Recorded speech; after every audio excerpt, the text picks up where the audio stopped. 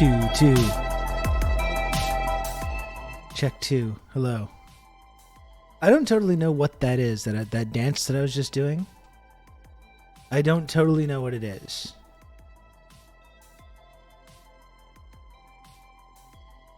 Oh man.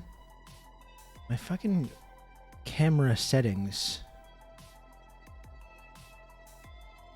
get reset. And I'm not paying attention. Settings get reset when my computer shuts down. Oh, and I didn't reset. Didn't let the Sisyphus boulder roll back down the hill, of course. You can count on me. That. You're going to have good old Rob to talk you through all this. It was pretty, boss. Sorry. I will get to you in just one moment.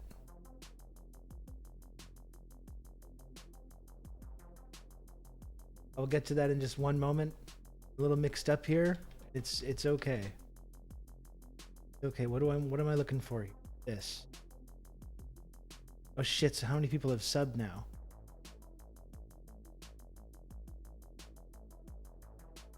Bolden, thank you for 25 months tier 1. Thank you, Bolden. I'm gonna reset the number. I gotta let the Sisyphus boulder roll right back down to the bottom of the hill. I'm gonna go ahead and set it at 1 for Bolden. Thanks again, Bolden. Yeah. Okay. I get my camera. So whenever my computer shuts down, now this seems to happen sometimes when I'm not paying attention. The camera settings go back to default every single time. There's nothing I can do to stop it.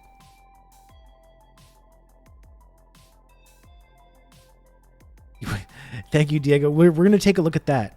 We're going to take a look at that tweet today, believe me. And it's on, says goodbye. I was so not ready for this today. I was so not ready for this. You know what? Hold on. You know what? Just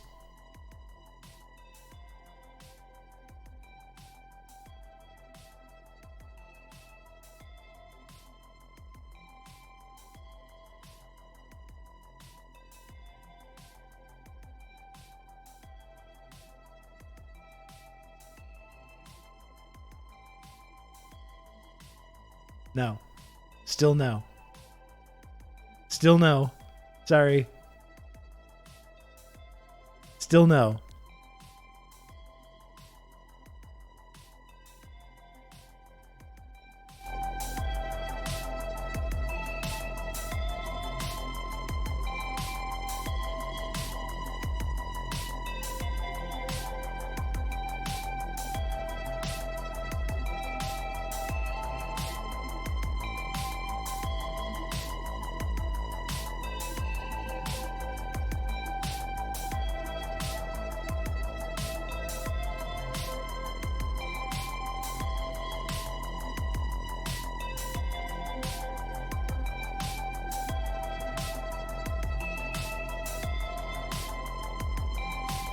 Two. Hello for the first time. What is up? Doing the same dance. I don't know totally what that is. Like, I have the swaying dance, which is like this. That's with the palms flat.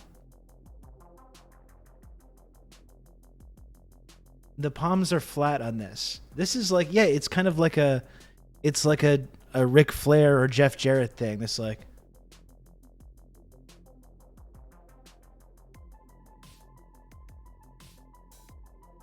Like, if you see, it's more like a finger gun. Like that, it's different. Double R.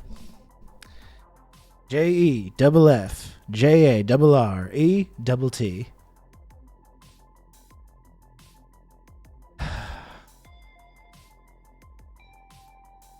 That's how you'd be walking to the ring. Well, you've seen me walk to the ring in my fantasy character. I think I'm going to go hat mode as well. Get your equivalent to the Conan string dance. Yeah. It's not Travolta in Pulp Fiction. That's just a masterclass.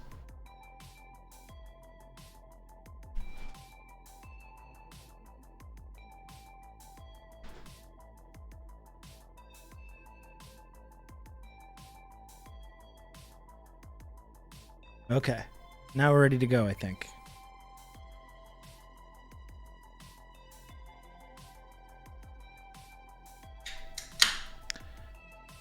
We're ready to go. Or we will be. Chin chin. Marty, if you're out there, this is for you. This is for you, pal.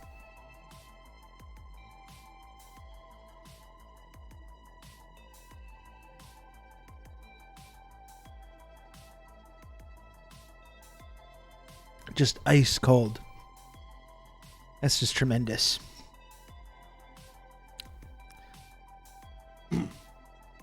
I'm still not sure like what the white flavor is supposed to be. The white monster. Like it's definitely citrusy. It almost tastes like if you get one of those popsicles like the red, white, and blue rocket popsicles, like it tastes like the white part of that. The white ice pop. That's kind of what it is.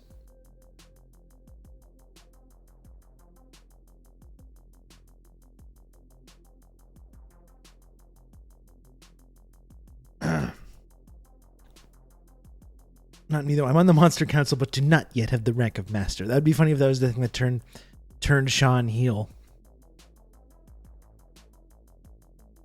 This is an outrage. It's never happened before.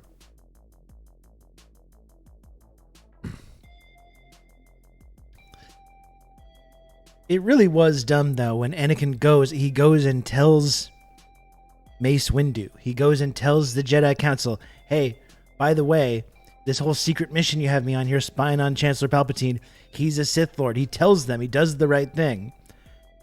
And then they're like, wait here, Anakin. Just stay out of this one. It's like, why not at that point just trust him? Just throw him something. All he wants is a little bit of recognition. And that's just the last moment that it's like, that's the last time. That's the straw that broke the camel's back. He's like, all right, fine. I'm just going to kill a bunch of kids then.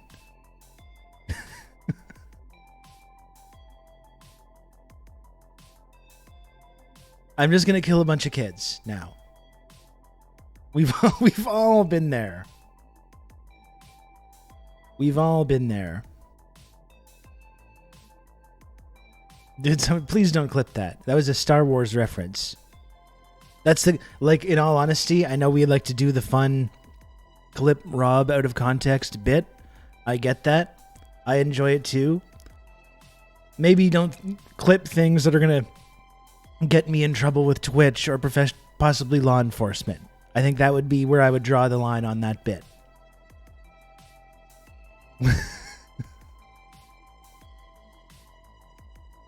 Look what you made Anakin do. That's right.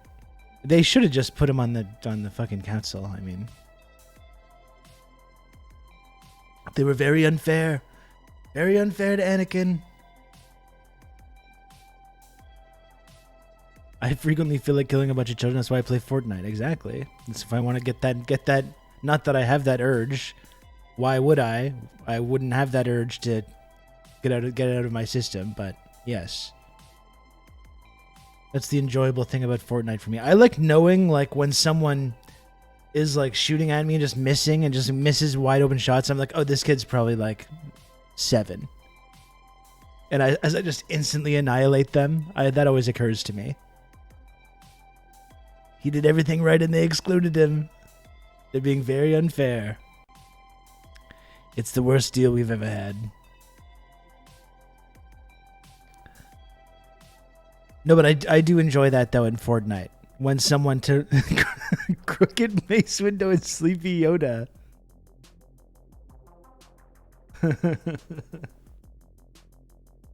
That's good. The very corrupt witch hunt in the Jedi Council.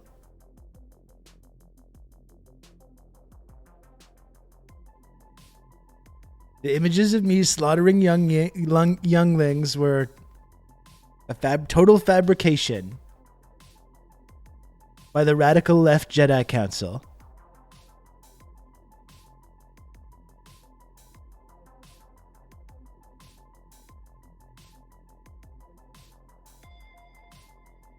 No, I think that makes sense, Diego. Obviously, they knew that it's one of those self-fulfilling prophecy things.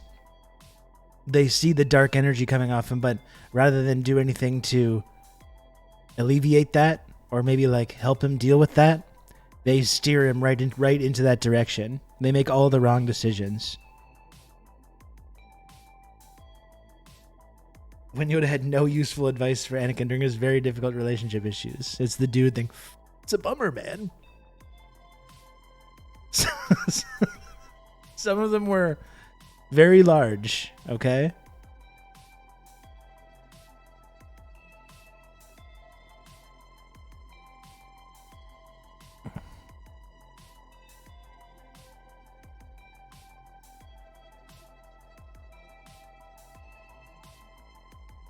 Ugh.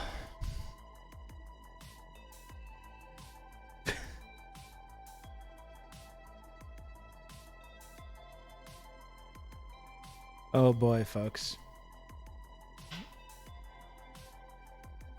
Oh, oi, I made some proper British food today. Some tikka masala, bro, innit? Very good, Grom. British food.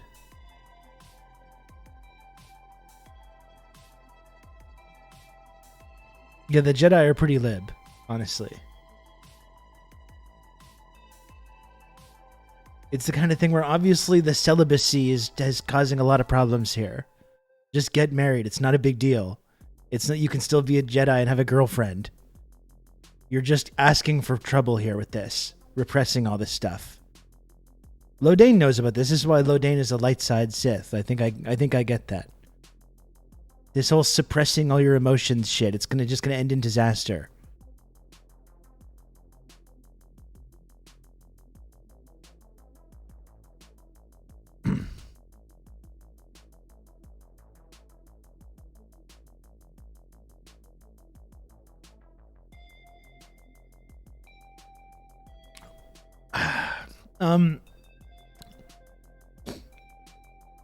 I'm still working on the 12 p.m. at the latest thing. I'm still working on that. I've been making progress, okay? Notice how I went right past 11 and now I'm at 12 at the latest and I can't even fucking do that. I'm getting there. I'm getting close to the point where I'm able to do that. And we can chit-chat a little bit, and we will. But I'm no longer enjoying the Parliament Nazi thing. I mean, I was fired up about it, and I still am. You know, I feel a sense of vindication from been talking about this a lot, you know, over a couple years. Talking to people about Canada and what the real history of Canada is. What's that in Pyongyang time? 12 p.m. It's 1 a.m. Eastern. 1 a.m. Pyongyang time. Excuse me. 12 p.m. Eastern, 1 a.m. Pyongyang time. But now it's just becoming depressing. Honestly, it's just becoming depressing. I am no longer enjoying the Parliament Nazi thing. That's right. I mean, that's the thing. I had a sense of vindication over it. I love seeing the mask slip. I love seeing everyone around the world see this mask slippage moment and see the dark history of Canada and the dark history of our connection to Ukraine and Ukrainian fascism come out in this big international scandal. I do like that. But I gotta say, it's really alarming the level of Nazi normalization and Holocaust denialism now that we're seeing just openly being spewed. Like, the liberals are apologizing and being like, oh, this is bad and everything, but so many liberal supporters would be like, actually, and they're doing the whole, like, double genocide. It's not, we need nuance, you know? There needs to be more nuance about this, like, whole SS thing. There's so much of that.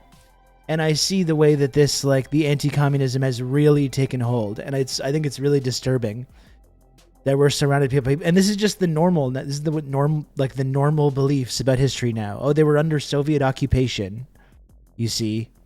What were they supposed to do? They were under Soviet occupation. And that's like, I feel like that's what most people believe now about this kind of stuff.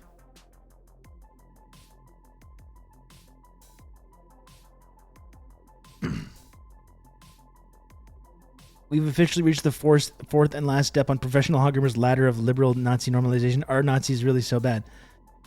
Not so much from the ruling class yet, because our ruling class was embarrassed by this and they apologized and Rota resigned and it's a big scandal. But for a lot of supporters, though, and a lot of people that are talking about it, oh yeah, they're really out there saying this stuff now.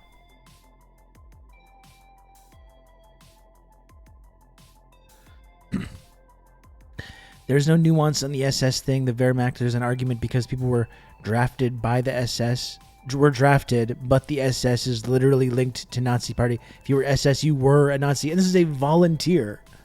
This is a volunteer. Okay, Rob. Seriously, wow. Oh my goodness.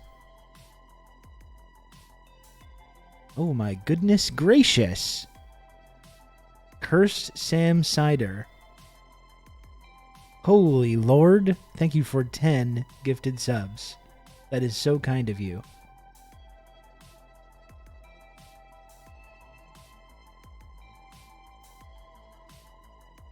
My gosh, we have some of the best sound alerts in this stream, don't we? Sam Sider, I really appreciate that. Thank you. And remember, folks, right now until the end of the month, until Saturday, gift subs are on sale, discount. So if you ever have wanted to support this show and you haven't been able to for whatever reason, right now subs and gift subs are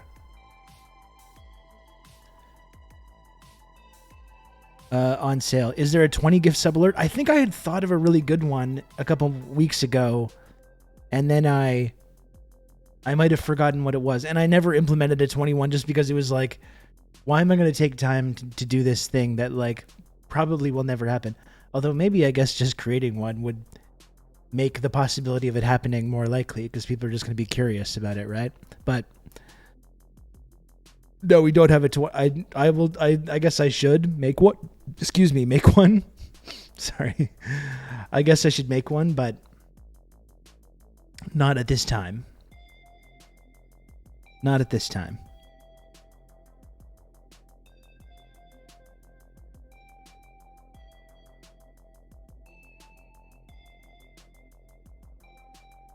It could be the thing about DP. It could be the DP comment. Because then you could own me. You could all own me. Someone could really own me and embarrass me by with the 20 sub gift. I did see that, Grom. Yeah, she got fired again and then pranked by some Russians and then maybe fired again. We'll see. What just a deeply insane person that seems to be. Really just showing the whole operation.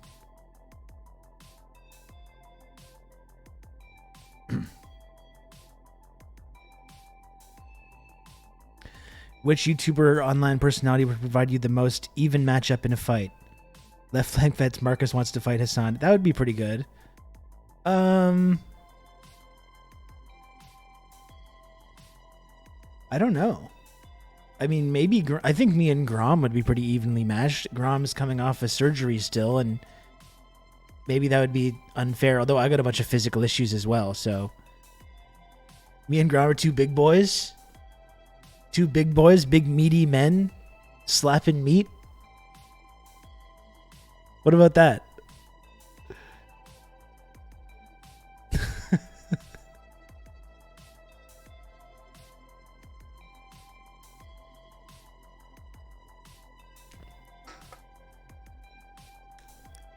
I'm a bit meatier than you. You underestimate my meatiness.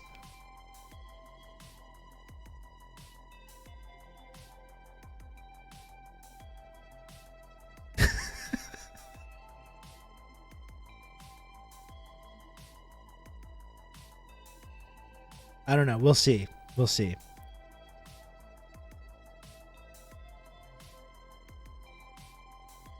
I would never want to fight anyone. I would like to grapple though. I could grapple with somebody, kind of like a grappling, like a wrestling kind of thing.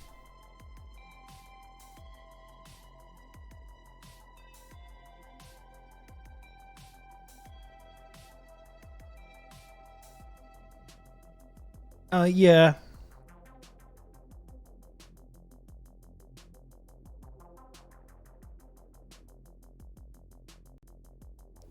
I hear you, Dr. Awesome. You can count on me. The those wrestlers that can get the helmet, like the ear thing, the earpiece.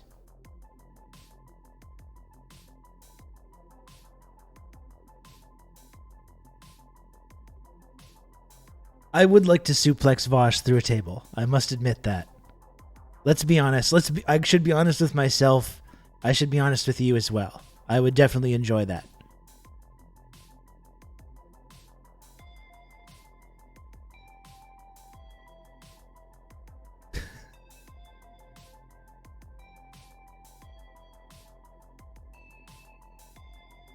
For fun, as a joke, okay?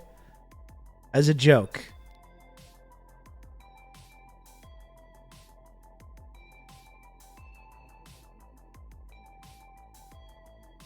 No, but I mean, this is what I'm talking about, though. That I've been noticed the historical revisionism. It's really bothering me. I think seeing this kind of shift and seeing the culmination of this decades of anti-communism and propaganda, this revisionism that we're living with now. I think it's really disturbing to me, genuinely. I guess I'll take a moment before we get into this because it's like I got tweets to look at and I do have to make a sandwich as well. I didn't time my food situation today at all. Timed it very poorly.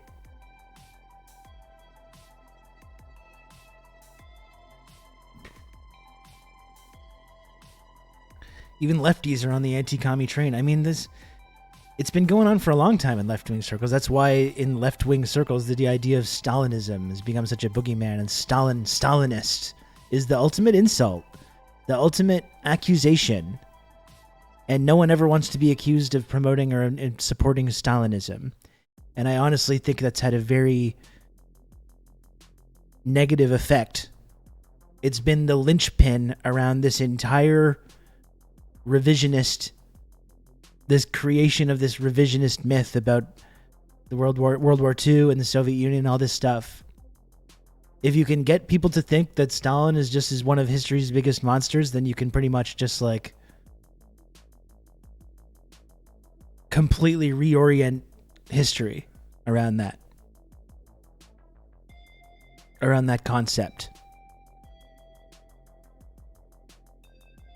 And if people try to say that they're on the left, oh, I'm a socialist or whatever, you get them to believe these things about the Soviet Union and Stalin. So you have to say simultaneously, I'm a socialist, and also I completely disavow the greatest success in the history of any nation or any society or people trying to actually build socialism and build a different kind of society. And then you have these weird things where people are these random people in Canada or the United States that are on the left being like, oh, that wasn't real socialism. They do the same thing with Mao and China as well. Now, oh, that's not real socialism. That doesn't count.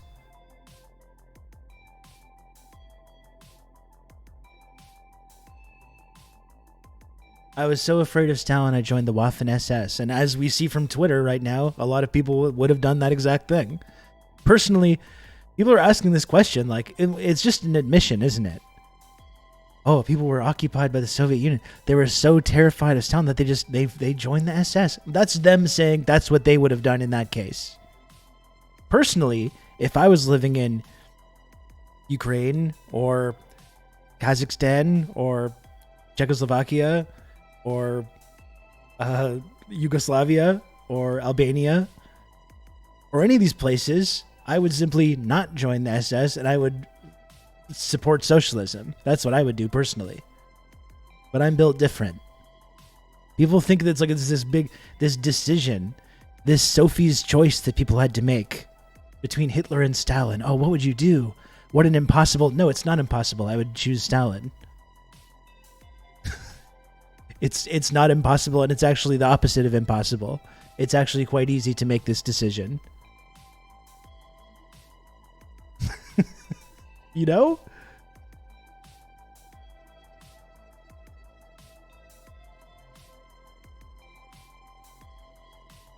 I'd simply choose the good guys.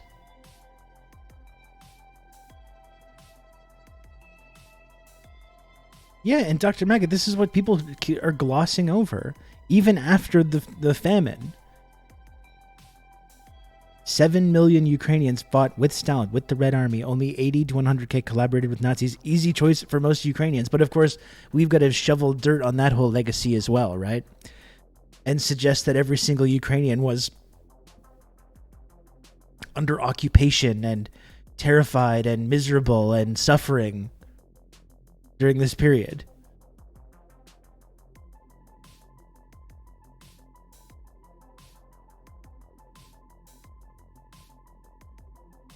No, I know, James. A lot of people would say exactly that, and they're wrong to do so. They do the same thing with China and Cuba now. They believe the propaganda that the U.S. government and media puts out instead of actually researching and learning that China and Cuba are not that bad. That they have some problems, of course, but every country does. And something I've noticed as well, Hunger Games 89, is that you'll have a lot of people in the West here that'll support Cuba and talk about the Cuban Revolution and talk about Castro, but will draw the line at ever saying anything good about China or DPRK. The DPRK is a good example as well, because you can make a really strong link and analogy with both Cuba and DPRK. And you'll have people in the West that will say Castro was good and the Cuban Revolution was good, but will then repeat all the talking points about DPRK. Wonder why that is. Wonder what the difference is.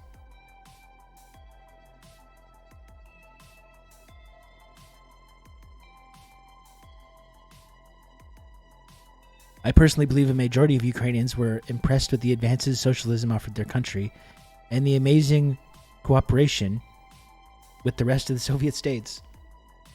Oh, I'm wondering if I need to pump the brakes on this, or if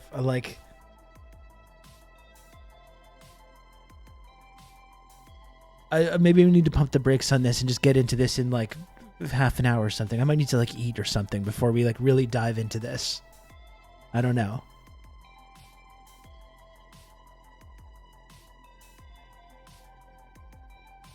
Help me understand, because I can't help but associate Stalin with a lot of bad stuff. Well, what bad stuff, though? That's the question.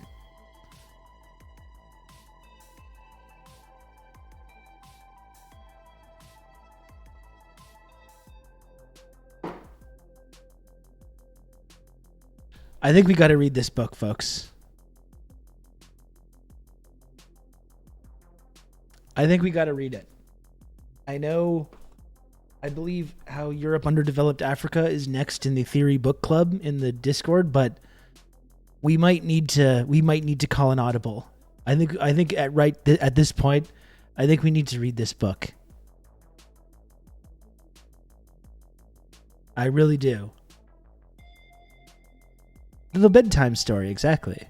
That's right, disguised Lima.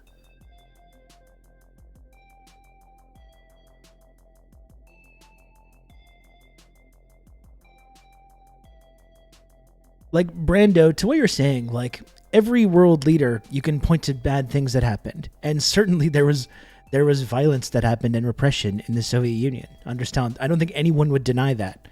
Why was that happening, though? I think that's a big question. Part of the reason was because these societies are under threat. From moment one of their existence. They're trying to be destroyed externally and internally. And it's not easy, I will say, to shepherd this kind of society and make this be part of this rapid transition into this totally new way of doing things if you're just going to, take this kind of hands-off approach. The U.S. had managed to undergo industrialization with 0 deaths.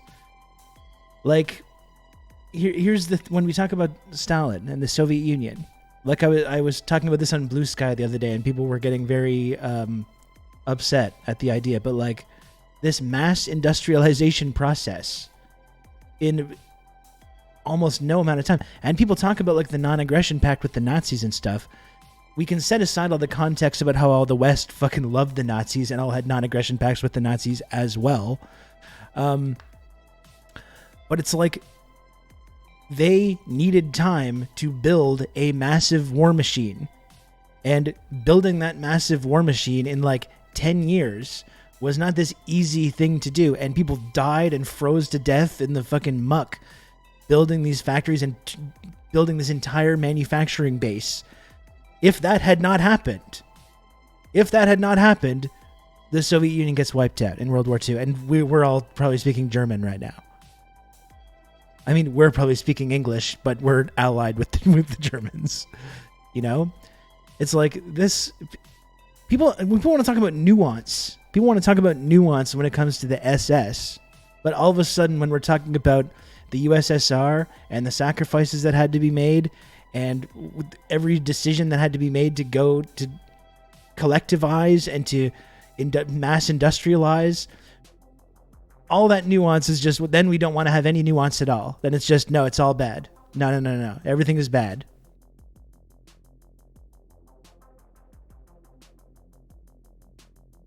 Isn't that strange? Like, we want to hear the nuance about people that joined the Waffen SS division, which is a volunteer division. We want to hear nuance about that. But when we want to talk about violence or repression or authoritarianism that might have been happening in the Soviet Union, all of a sudden we don't want to hear anything about that.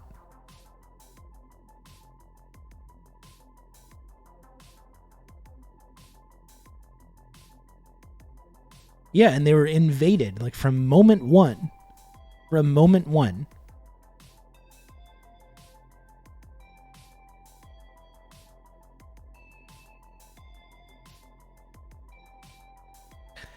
And that's the question we have to ask ourselves as well.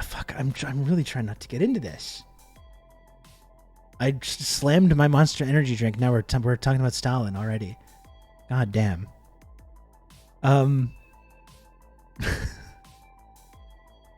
It's also a question too, like when we're hearing things like, oh, Ukraine was occupied by the Soviet Union. What do you expect them to do? Not join the SS? They're occupied by the Soviet Union. The same thing with the Russians. We have to ask ourselves this question. And this is why I think Parenti is very valuable to learn about. What was going on? What was life like for the average person in Ukraine prior to the Soviet Union? Was it good? Were people like living? Were a large number of people living fulfilling existences where they had access to their basic needs and had access to basic necessities and food and housing and healthcare and education? Any of that stuff? What was life like for these places prior to this? You know what I mean? People like have this idealized version of like the Romanovs, or this like serf society.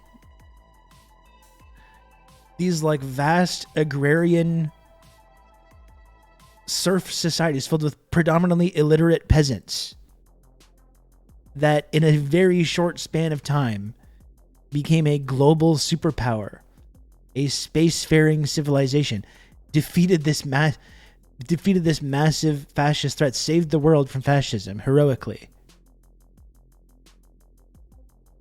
And people want to talk about the Soviet Union as if they're this occupying force, torturing and enslaving people. That is not in any way tethered to reality.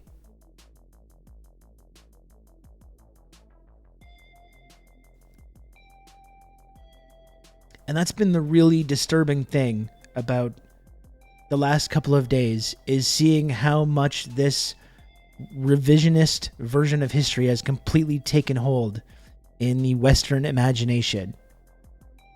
It is really, it's honestly extremely disturbing.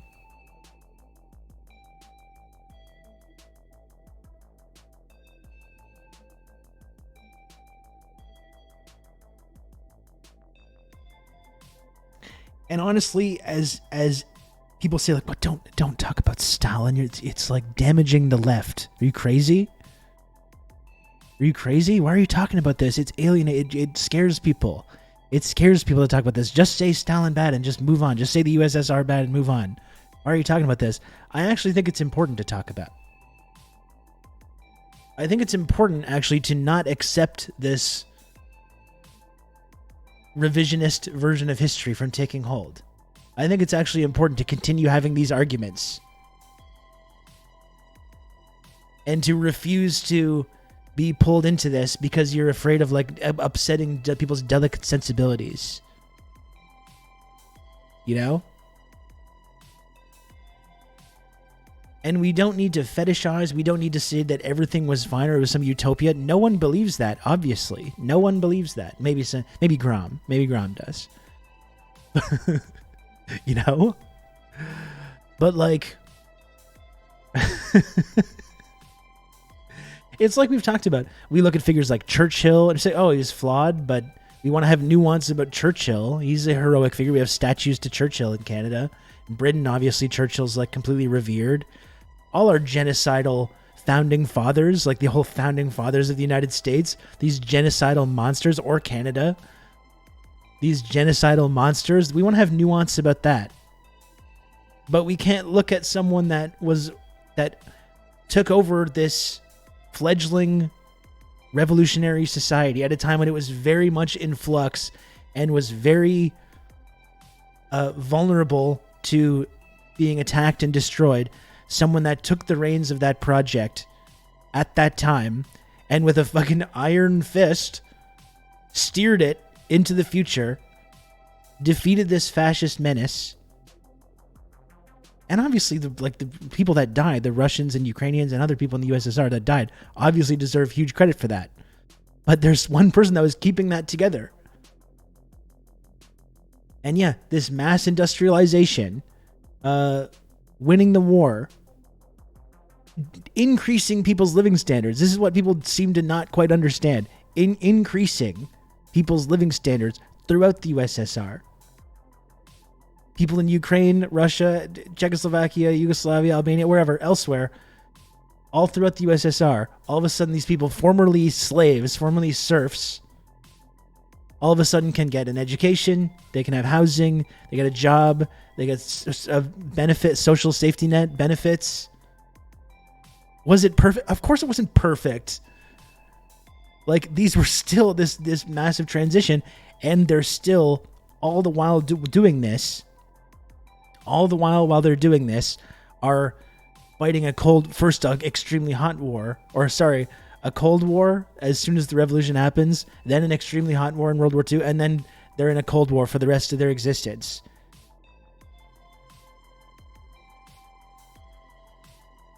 You know? And we can't say one positive thing about this, or else you're a tanky. You're a tanky genocide denier, blah, blah, blah, blah, blah, blah, blah, Stalinist. And that's the end of the conversation.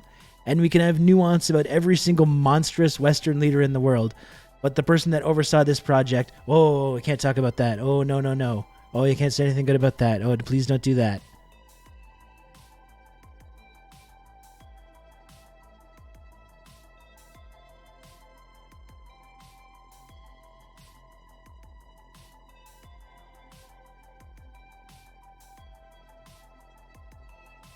Ask any Russian nationalist what they hated about the USSR, and every one of them will talk about the liberation of and Soviet policy towards former Russian Empire colonies.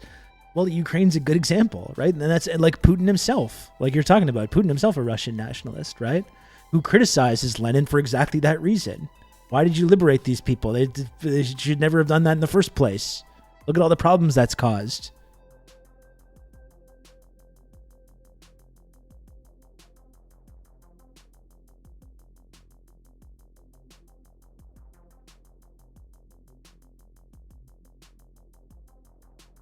And this is where we're at, though. I think now we're like getting to this point where this completely revisionist alternate version of history has taken hold, and it's really bad.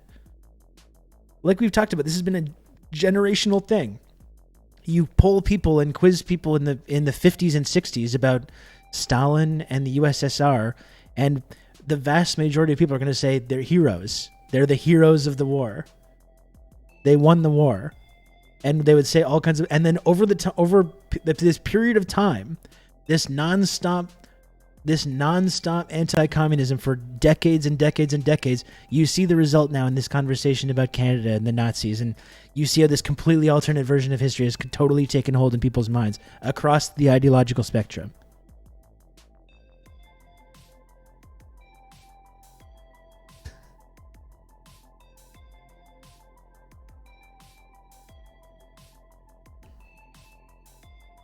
I can't degrade myself right now. I'm being serious. I'm being serious, Orb Lady. This whole stream is me degrading myself.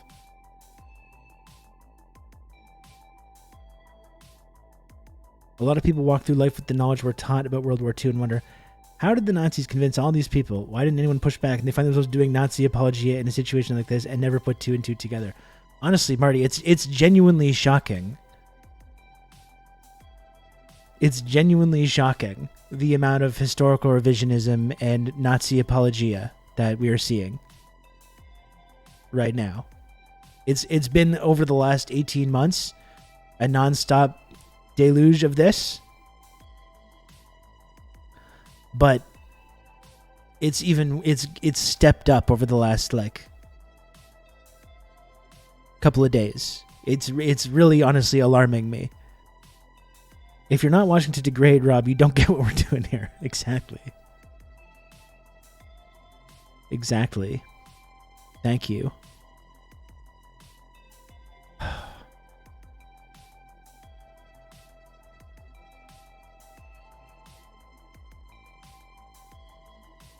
should have just changed the title a while ago. I knew for a while ago that I had given in.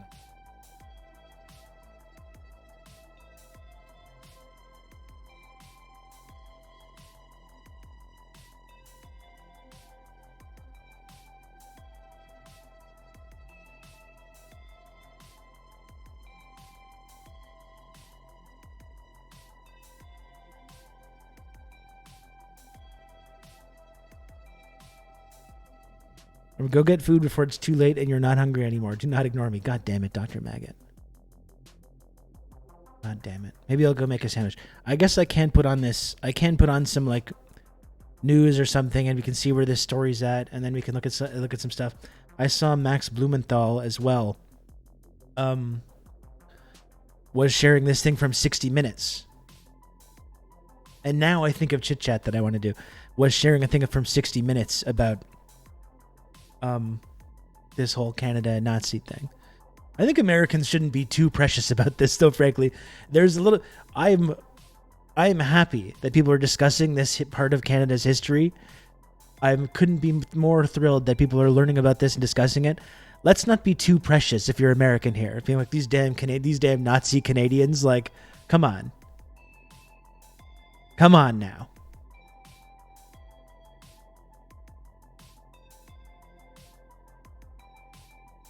I'm pretty sure the guy responsible for Nazism in Canada stepped down. That's right. Yes. It's all over now. Let's just move on. Let's just move on. Let's just move on from this.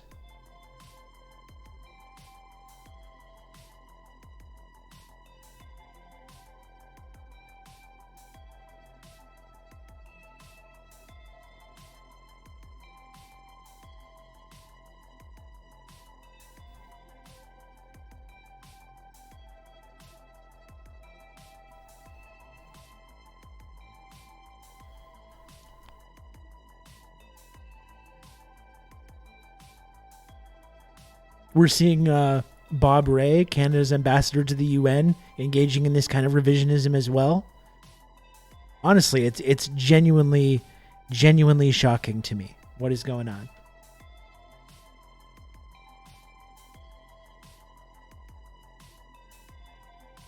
Yeah, read the Devil's Chessboard, please.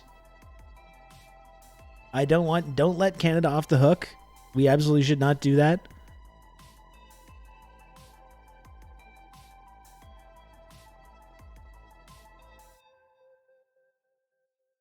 Okay, what can I put on here?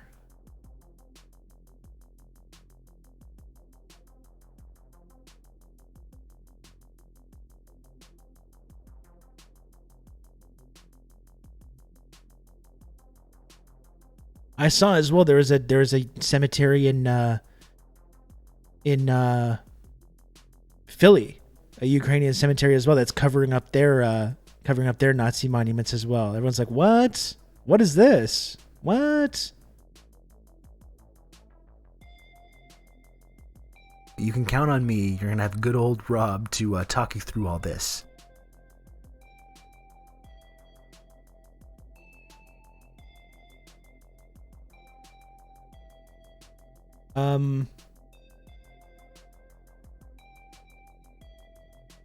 Diego, thank you for 2 gifted subs. I don't know if I said thank you last time. I don't know if I missed that. Diego, thank you. Go eat. I'm just trying to find. You can count on me. You're gonna have good old Rob to talk you through all this. Something to put on while I go make a sandwich. Thank you, Gwynny, for the gifted sub as well. What's Project 2025? You can count on me. You're gonna have good old Rob to talk you through all this. God. Thank you for the gifted sub, Cinnamon Challenge. Thank you, Cinnamon Challenge.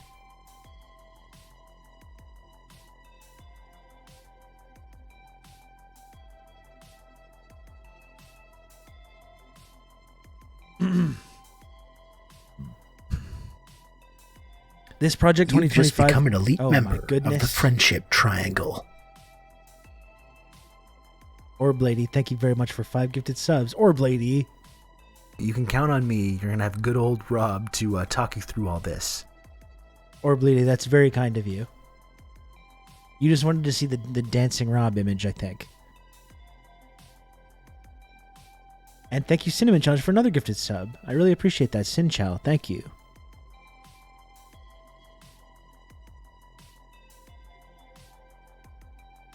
It won't let me change my name to Canadians Aren't Real. Well, it should. You can count on me. You're gonna have good old Rob to talk you through all this. And thank you, Sin Chow, for another gifted sub. Jesus Christ. Jeezum Crow. Yeah, this Project 2025 thing seems interesting, and I will save that for later, but I think we'll stick with the Nazi shit for now. The revisionist history takeover. You can count on me. You're gonna have good thing. old Rob to talk you through all this. Part Ian, thanks for the 2 gifted subs. Thank you, Part Ian. Very, very generous. Very generous, chat. I think you're just trying to keep me from getting a sandwich, isn't that it? I think that's it. What song will you sing if you get to 50 subs? If I get to 50, I will sing Sailing by Christopher Cross.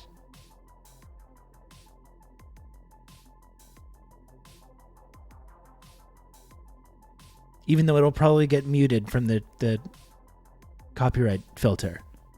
Even when I played the instrumental the other day, it got muted, but I think that's going to be the next one.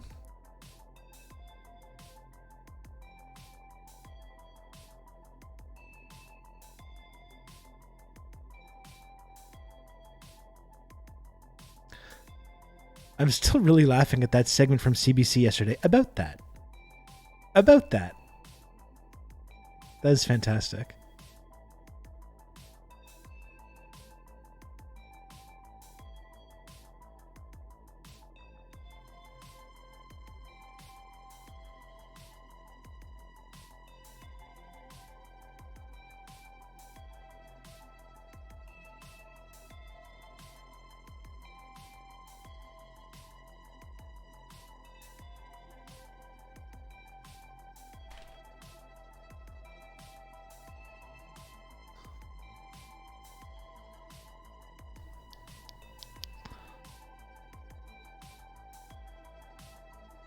About that, eh?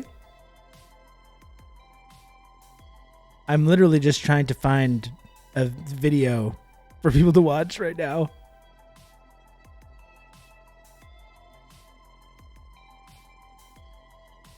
I'm just absolutely struggling. I'm just struggling. I just want to give up. I just want to give up and lie down right now.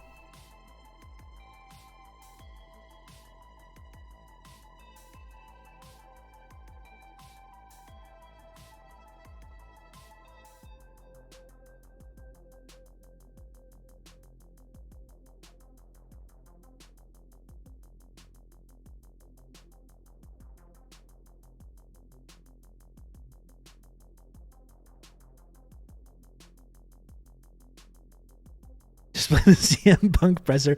Now I changed the title and everything. By the way, here's the chit chat that I wanted to do. Is that last night I watched the movie The Insider, Michael Mann's The Insider, which I had never seen before. I love Michael Mann. I had never watched this movie before, and it was fantastic. It's so good.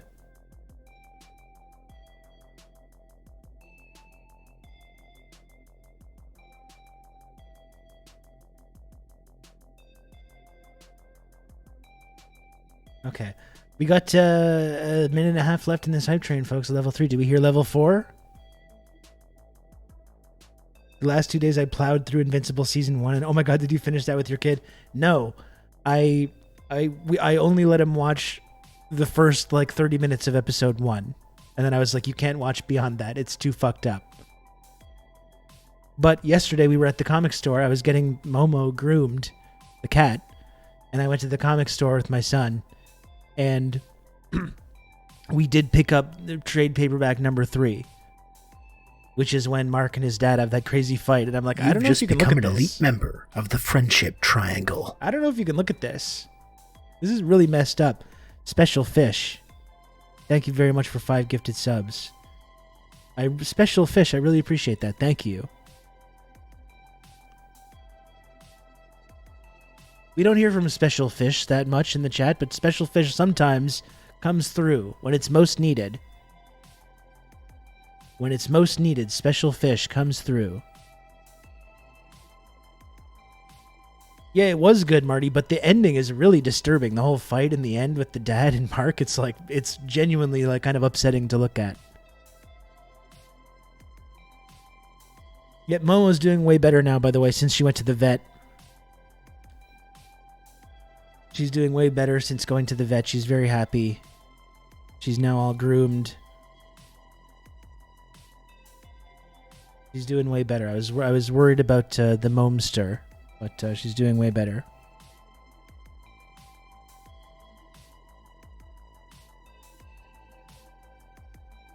Her digestive system is returning to normal.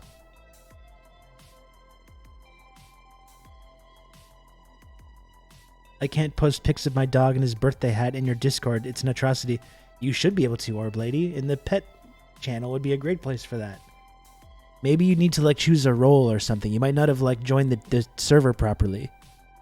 Because you should be able to do that. Hello, Jules. I'm doing pretty good. I'm doing pretty good, even though I told myself that I would go make a sandwich 20 minutes ago, and I'm still just sitting here.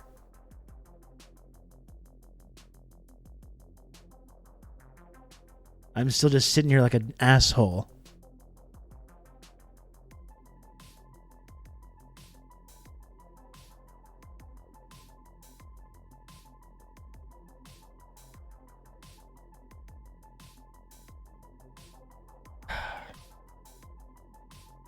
Folks, we're 6 subs away from the goal. We're 6 subs away from the goal. And, as you know...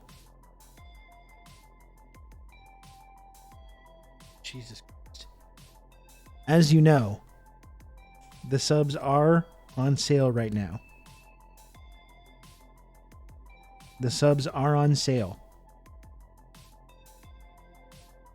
You can count on me. You're going to have good old Rob to talk you through all this. What kind of sandwich you fixing to make? I actually got I picked up a rotisserie chicken from the grocery store earlier. And I have some croissant buns. Some croissant buns. And I was going to have some the croissant with mayo, rotisserie chicken, cheese, pickles.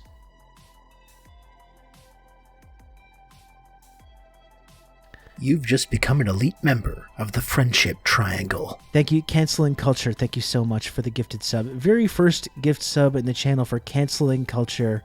Thank you for that. I really appreciate that. Thank you. And thanks Pac-Man Trinity as well. Look at that, first 5 gift subs from Pac-Man Trinity. Pac-Man Trinity, thank you. Instantly rockets right up to that elite tier of the Friendship Triangle system. Immediately. And people say sometimes, man, you know, this Friendship Triangle seems like a really great situation. It seems like a really great system. I can never be in the elite tier. I'm never going to be in the elite tier. How long? That must be a big investment in time and energy and all that stuff. And it's not. It's honestly, it's actually really easy.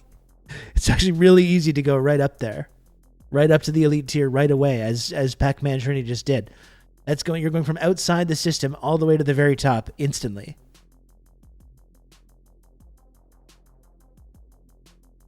I always wanted to be part of the elite, Rob. Thanks so much for this opportunity. You're welcome. You're welcome. It's my pleasure. And I really appreciate the 5 gifted subs. Thank you. Man, I know I can't get used to it. It's getting to the sub goal without having to think about it too much is really one of the highlights of doing this. When not having to crack the whip as much. Oh boy, there's no better feeling when you're a professional Twitch streamer as I am. Robert, you're required to eat. Please eat. Do not procrastinate providing your body nutrients. Uncle Joe would not want this. Next reminder in 5 minutes. Dr. Maggot was like, don't make me ask again. And now Dr. Maggot's asking again as well. And he is a doctor as well. This is a professional medical opinion. This is a professional medical opinion from Dr. Maggot.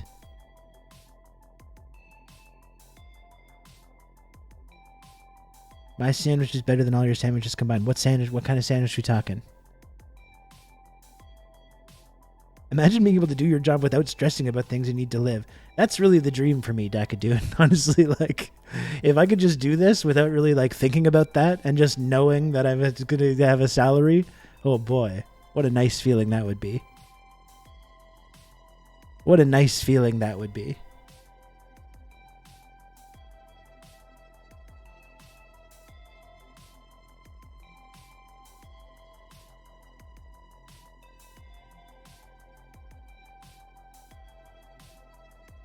Turkey pesto sounds very good too.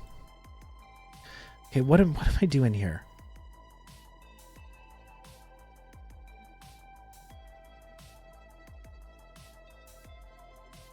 I have no choice but to stand. I got a Patreon sub. Marie-Florence Ranger. Marie-Florence, merci. C'est gentil, ça. Although sometimes I get those Patreon notifications and it's someone actually like going down. they go from like $5 a month to down. I never even messed around with Patreon. Someone mentioned the other day that it would be a good idea to rebrand the Patreon under the think tank thing, and I kind of like that. I kind of like that idea. I need to start doing something with the Patreon. It's just this kind of like, it's just kind of this spot just for anyone that wants to support the work that I can do that there. And if you're not really getting anything in return except the satisfaction that you're helping me to live. That's all you get in return. But maybe I would really like to start doing something with that.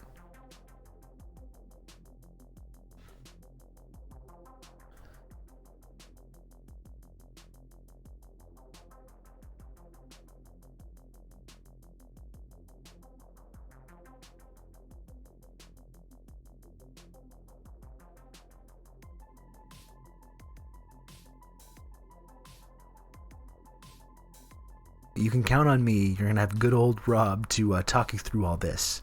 Prime slub. This is outrageous today. Crackety Kraken. 32 months of Prime. Thank you, Crackety Kraken, for that.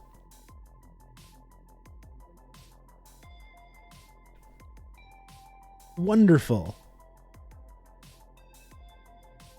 Well, I'm out of here, folks. Well, I'm out of here.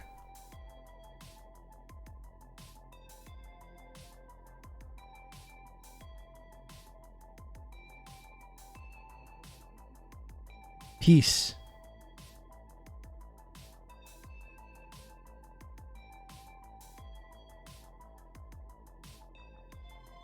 No, I'm not. I'm not going anywhere.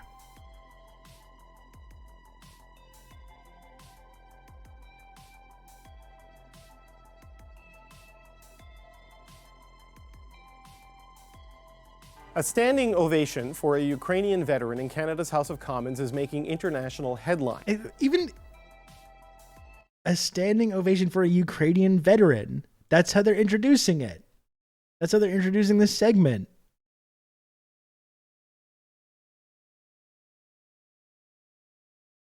A standing ovation for a Ukrainian veteran in Canada's House of Commons is making international headlines. That's because this particular veteran fought with a Nazi unit during the Second World War. And on Friday, he was honored by the House Speaker during a special appearance by the Ukrainian president. Russia has obviously seized on the moment, but Canadian allies are also upset. Poland's ambassador to Canada tweeted, "Canada and Ukraine leadership at the House of Commons cheered a member of Waffen-SS Galizien, a notorious Ukrainian military formation of the Second World War, responsible for murdering thousands of Poles and Jews. Poland's best ally, Ukraine has and will never agree on whitewashing such villains. As Poland ambassador to Canada, I expect an apology." Ambassador Witold Zielski joins me now in the studio. Ambassador, good to see you again. Thank you so much for having me. Please invite me next time to talk about something more pleasant. No, I appreciate this is a difficult one, but you called for an apology. The Speaker of the House of Commons said he alone was responsible for this invite and he apologized in the House of Commons. From your perspective, is that enough? Let me start by saying that we cannot lose sight of the priority. We are having a scandalous problem right now. The priority is continuously to provide support to Ukraine that is fighting a brutal, horrid oppressor.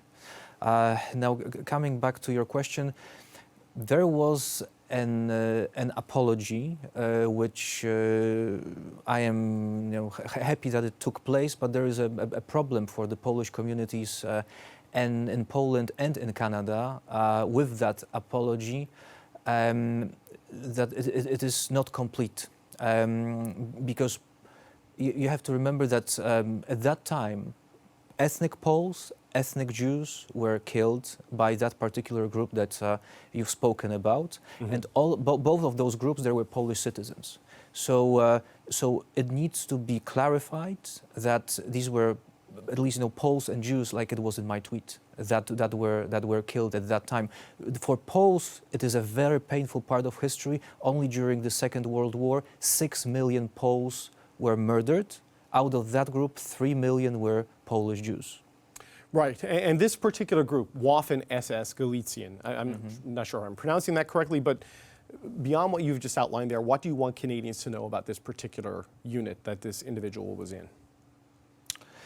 Well, to tell you the truth, I don't want to go into detail in that regard, because this is an element of the difficult Polish-Ukrainian history, and I don't want to allow the Russian trolls to play with our discussion. The important thing is that Poles, just like a number of other countries, including the Baltic countries, including our allies, Canada, UK, and all the allied free world, so to speak, stood by Ukraine. And Poland, in so many ways, was and is the absolutely #1 friend that Ukraine had in fighting with the Russian aggression.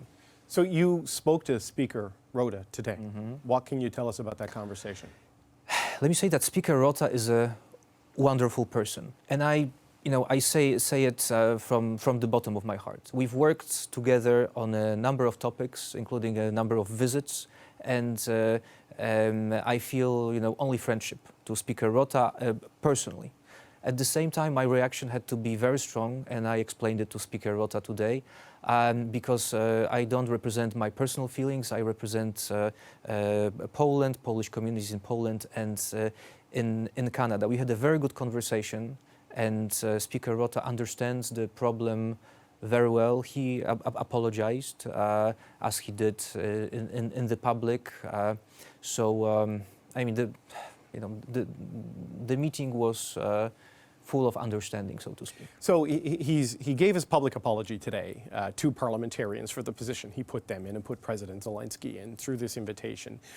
First of all, do you accept that this is Speaker Rota's screw up, or do you believe the Prime Minister's office and the government of Canada bears any responsibility in this? I believe that this is the cause of the situation is lack of education. And we need to treat this this moment as a lesson that in the world of in the public world, in the world of politics, knowledge, fact checking, vetting people matters. That gentleman, not gentleman, but that person should not be in the public eye, should not be in the Canadian Parliament. There are many people, and I think they're right, say that he should be simply prosecuted. But did Speaker Rota give you any sense of whether his apology will be amended and expanded? I know there has been a lot of commentary in the House of Commons today about the hurt this has done to the Jewish population. You rightfully point out that it was more than just that, though I mean that was a very primary target, obviously, of the Nazi regime. Have you been given any sense of whether the apology will be expanded or amended in any way in public to the point that you would be satisfied? That was the intention of Speaker Rota, and but we'll have to we'll keep working on it, and I hope. I mean, it's quite obvious for me. There's no. I mean, we have to stick to historic facts. And again, you know, right.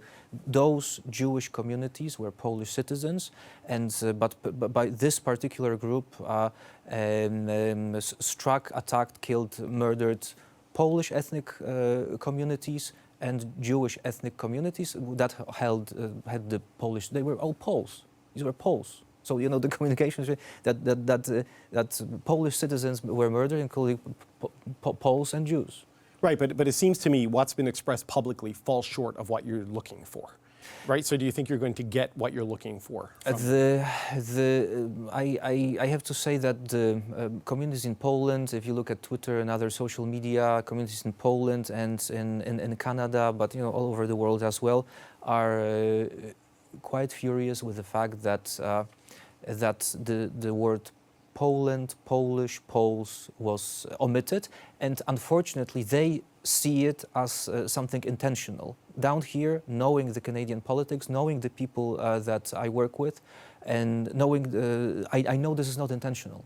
But again, it requires fact-checking and an amendment, and we need to make sure that you know, this is a lesson. It should make us stronger as allies, and should not stop us in providing support to those who are fighting for freedom, for democracy and security of our countries. I think you're right when you call it a lesson. I think it's been a hard lesson over the last couple of days for everybody here. But I want to, you started this conversation by saying that you're still resolutely with Ukraine. So I take it you're not blaming the Ukrainian delegation for what happened here, but we are seeing, you know, a lot of reports of relations between Ukraine and Poland getting more strained right now over this trade dispute involving grain. Poland's prime minister told Ukrainian President Volodymyr Zelensky to never insult Poles again after his comments in New York. This after he suggested your country's government was putting on a show over the grain export dispute. What's happening here in the relationship between Poland and Ukraine? Well, again, you know, this is a touchy subject. The more I say, the more will be used by Russian trolls, and I would like to avoid this. We have a difficult moment in elements of the Polish-Ukrainian conversations. And you have, I mean, we understand that you know, I mean, Ukrainians are fighting for their country. They're dying. So they...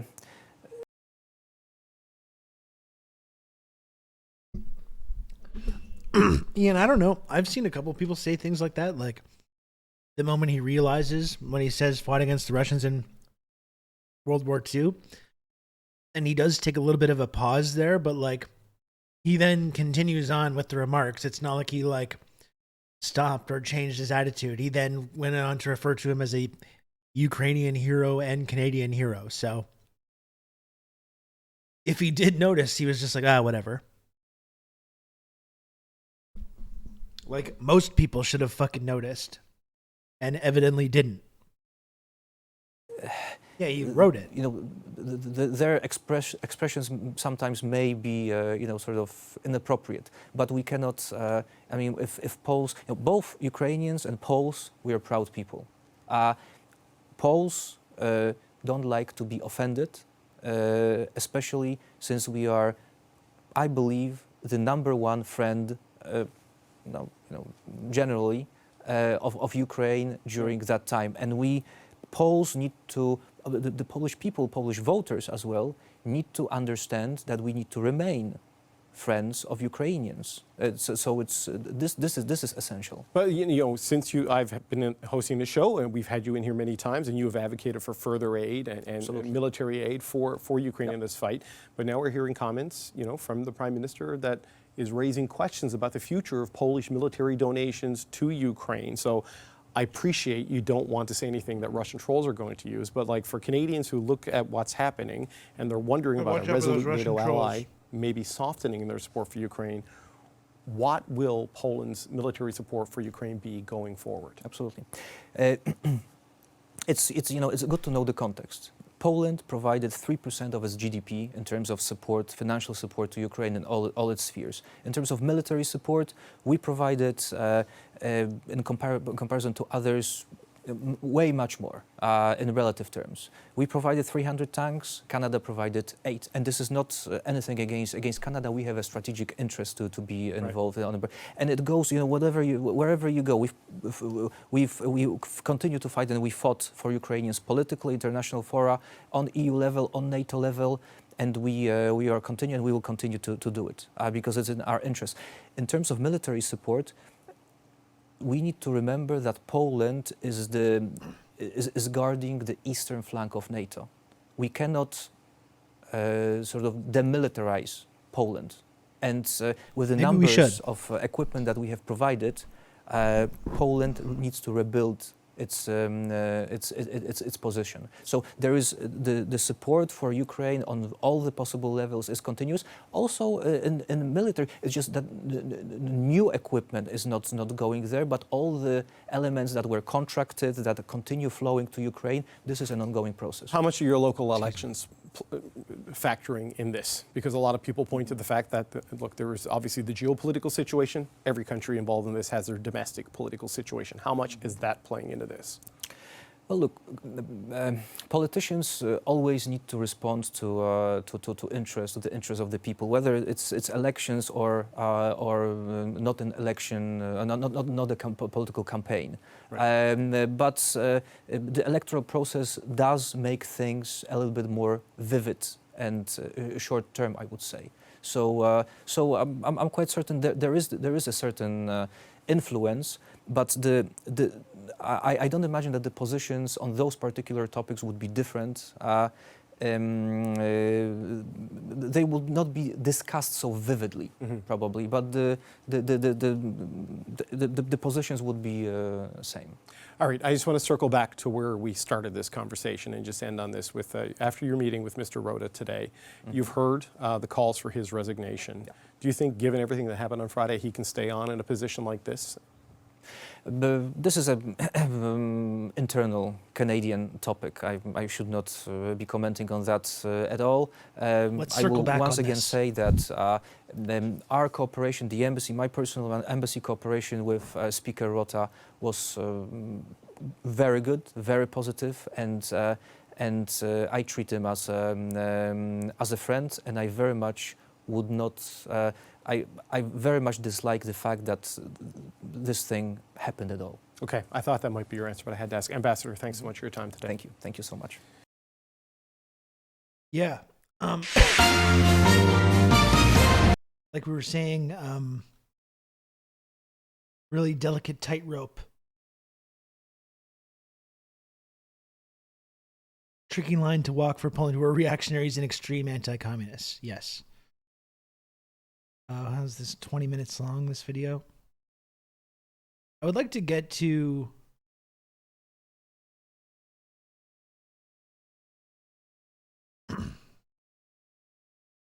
there's a couple of things here.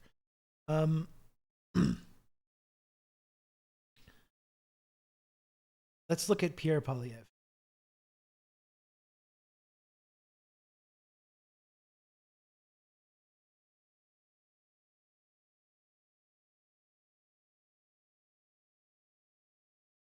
This smug prick. The government do? What else would you like to see the government do? Well, we need to have hearings now into how this was allowed to happen, how it is that the Prime Minister would have allowed President Zelensky to be in a room full of 300 or 400 unvetted people. I find it astonishing. When you have a foreign head of state or Prime Minister, they were vetted. They knew exactly who they were. Of security. You have bulletproof glass. You have every single person who comes in or out of a building vetted or verified. And the fact that they could not, of course, they vetted him. Leadership, find the Nazi links of this individual, which you can find by hitting a Google search, shows an incredible incompetence. Pierre, you were clapping. That needs to be explained. And, you were clapping, Pierre. Accounted for in a parliamentary committee, and so we will be seeking a full study of how this was allowed to happen, and Justin Trudeau should testify in that. That's the thing. I would like, I would like to see these hearings too. Honestly, I would like to dig into. I would like to not let this go. I'm glad they're not striking it from the record. I do, as I've been saying though, I reject the notion of turning this into this like partisan thing. This partisan thing, this Trudeau bad thing. We've seen American media really pick up on this.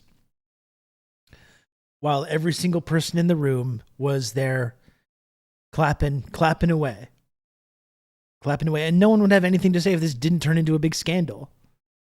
You know, this turned into a big scandal. So, of course, Polyev is like turning it into this partisan issue or hammering Trudeau on it. But I think it's really astonishing that the people that were in that room that heard that introduction can sit there and say like, well, Trudeau needs to answer for this, or he was unvetted or whatever. It's like they brought this guy because he was a partisan that fought the Russians. You know, it was clear. I don't know how to make this any more clear. You know, it was not ambiguous. It was not like there might have been some room for ambiguity if he was fighting for Ukrainian independence from the Russians, really from the Soviet Union. As we know, as much as people try to frame the USSR as being exclusively a Russian empire thing, it obviously was not that. But if they had said maybe, oh, he fought for Ukrainian independence against the Russians, you know, after the war, or even maybe before the war, that would be also very dicey as well. Like there's no wiggle room here though during World War II. Like I feel insane here that these people are allowing this to like be framed as some like they all stood up and applauded. He fought the Russians during World War II. Those were the words that were used. And this smug asshole is there like, Trudeau, what did Trudeau know and when did he know it? Why did we have this unvetted man in the room with the president of Ukraine, with President Zelensky? Why is no one asking that question? As I keep saying, President Zelensky doesn't know the history of his own country? President Zelensky doesn't understand when someone says fought the Russians during World War II, who that's referring to? But no, he was subjected to being in the room with this man who he applauded for and cheered for and was happy about.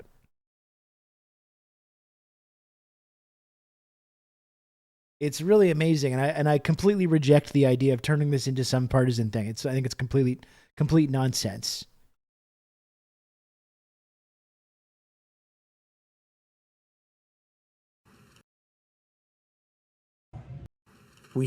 Yeah, we saw this. We saw this one yesterday. Yeah. Here in the chamber today, a literal Nazi. we looked at that one yesterday.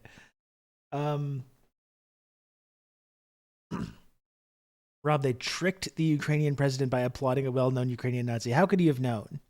How are people expected to know the basic history of their own country? Whether it's Zelensky and Chrystia Freeland with Ukraine, whether it's basic facts about World War II, which everyone should know, or basic facts about Canada history.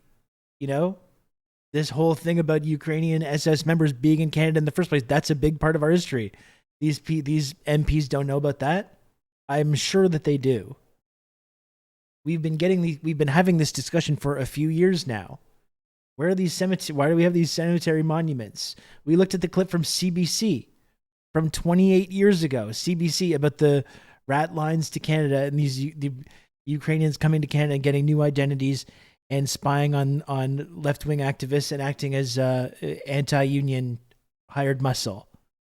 This is on CBC 28 years ago. And no one, everyone's just totally ignorant about this. How did this Nazi get in there? Why wasn't he vetted? He was vetted.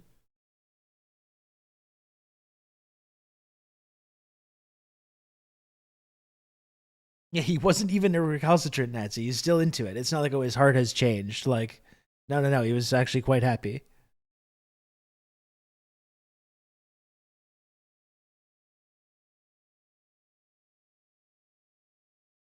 He was vetted when he entered the country. That's right. So let's watch this 60 Minutes thing, okay?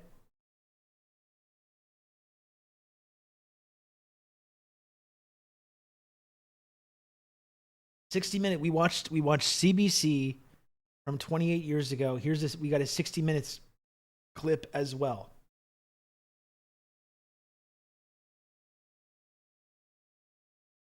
I've got to see this too.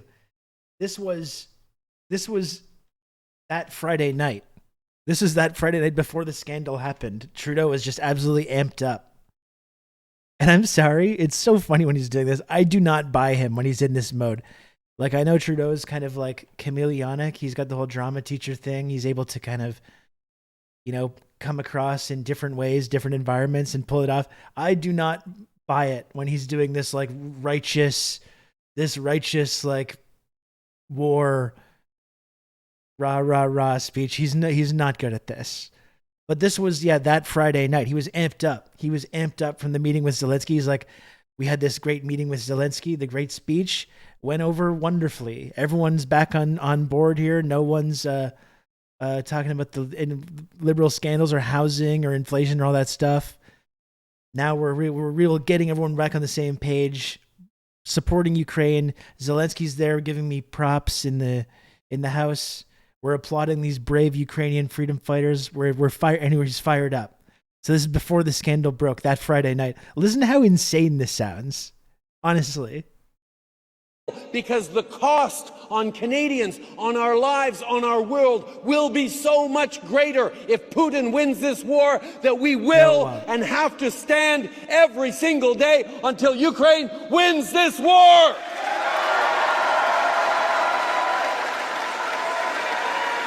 I hate living in a future blowback season, yeah. The stakes are high for Canadians. The stakes are high for Ukrainians. The stakes are high for all of us around the world. This is a moment where we define ourselves for the rest of the 21st century. Did we stand up against authoritarianism? Did we stand up against those who choose to break the rules around the world? Do we stand up for what is right? We are Canadian. Of course we're going to stand up for what's right.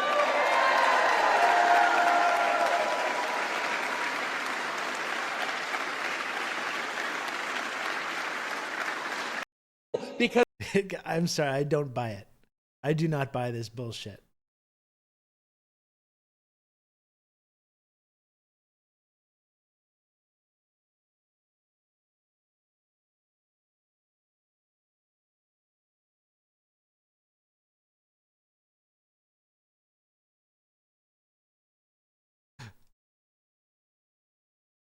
Adolf Hitler, very compelling kind of a figure. Odd-looking duck, but there's something about his eyes. Hypnotic.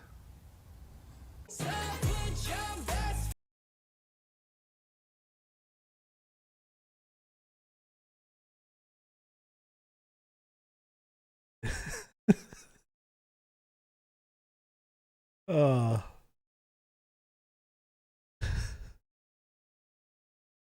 I wanted to see this whole segment.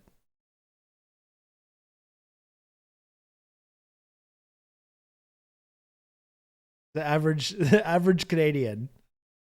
Adolf Hitler, Very compelling kind of a figure. Odd-looking duck. But there's something about his eyes. Hypnotic.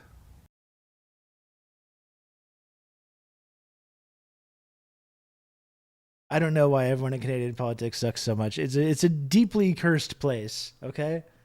It's a deeply cursed land. And it has been both it's been my pleasure, it's been an honor, it's been a blessing, and it's also been a curse to have to continually talk about this with you folks, and bring the news. Spread the news about this deeply cursed land to our American friends who don't quite understand what's going on up here. Who think that we're just some kind of like little social democracy that's hovering around their orbit, always talking about what's going on. No, there's something deeper. There's something deeper going on here. It's my blessing and my curse to have to unpack this. For 5 years now, I've been doing this. 5 fucking years I've been doing this. Every week of my life for 5 years, I've been talking about this deeply cursed land.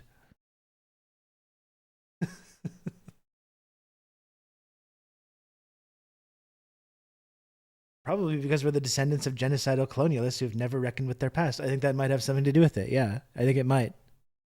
I think that might have something to do with it.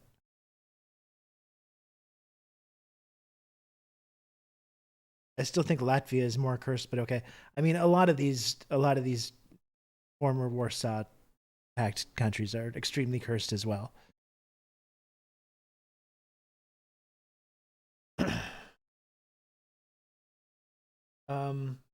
Okay, let's look at this 60 Minutes thing. So this was 60 Minutes. We watched the clip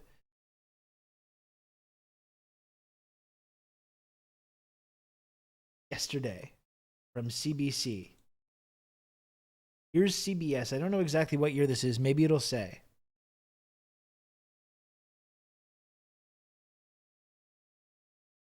That's what reminded me of this earlier, because I was watching The Insider last night, which is about Mike Wallace and CBC.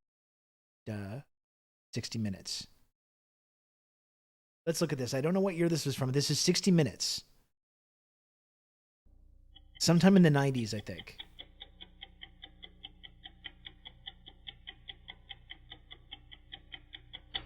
The traditional cold calm of Canada has been shattered by a meddling American who for 2 years has been tracking down alleged Nazi war criminals living in Canada. People who, with their own hands, killed Jews, shot them, stabbed them, beat them to death. It's a remarkable story that somebody can walk across the border and find war criminals that our Royal Canadian Mounted Police have been unable to find for 50 years. Again, Americans, let's not get too Only precious now, about this. a full half-century after the end of World War II, are we beginning to learn Let's the not truth pretend about that these some people are bitter not also living in the realities hidden United from States. public That's all I view back ask. then. First, that the Swiss did very profitable business with the Germans during that brutal war and deprived the Nazis Canada Holocaust used the victims and their RCMP to hunt families. down LGBTQ plus people in the 50s for being communists. Yeah, and the RCMP was completely implicated in hiding the identities of these Nazi war criminals. And then, yeah, then these end up working with Canadian intelligence and the RCMP and going into bust unions, spy on left-wing activists. Let's just not pretend this is exclusively a Canadian thing, okay? Like I said, I'm glad we're learning about this history. I'm glad more people are paying attention to this. If you're American, let's maybe not get too precious about the Nazi thing, okay? Another American meddling in Canadian politics. Unbelievable. Why don't you mind your own business? Why don't you mind your own business, sir? You don't live here.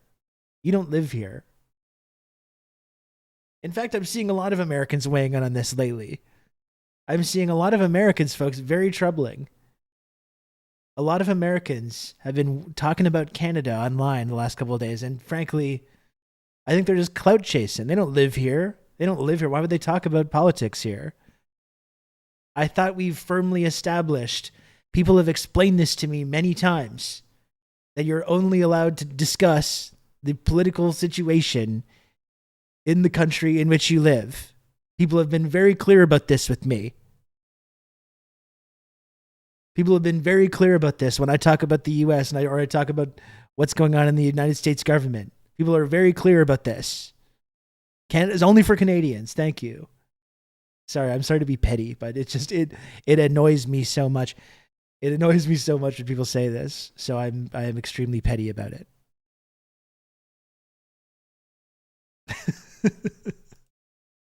Of their rightful property. Well, now comes Canada's dark secret. That Canada's government apparently welcomed thousands of Nazi war criminals into Canada at war's end, where they have lived comfortably and peacefully ever since. And only now has Canada begun to acknowledge its complicity and its shame. The traditional cold calm of Canada has been shaken by, of all things, a meddling American, an unorthodox private detective from Brooklyn named Stephen Rumbaugh. For 2 years, mostly at his own expense, he has been tracking down Canada's alleged war criminals after getting their names from the Simon Wiesenthal Center in Jerusalem. The vast majority of the people who we selected from the list of 1,000 to pursue are people who, with their own hands, killed Jews, shot them, stabbed them, beat them to death. Now, there are also a number of these war criminals who, while for the most part they may not have pulled the trigger, they coordinated the rounding up and the execution of thousands of Jews. How do you coordinate the rounding up and murder of thousands of Jews? If you are Antanas Kenstavicius, you are the police chief of the Svencionis region in Lithuania. You take groups of Jews about 1 kilometer away to the Jewish graveyard where a ditch has been dug. You strip them naked. You have them hold hands in groups of 10, and you shoot them in the back with rifles. How do you know all this? Because he confessed. He confessed in detail on tape.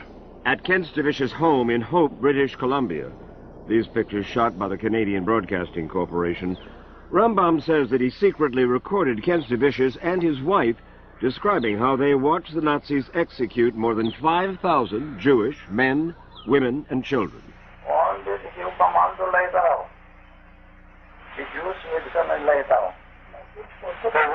wouldn't fight?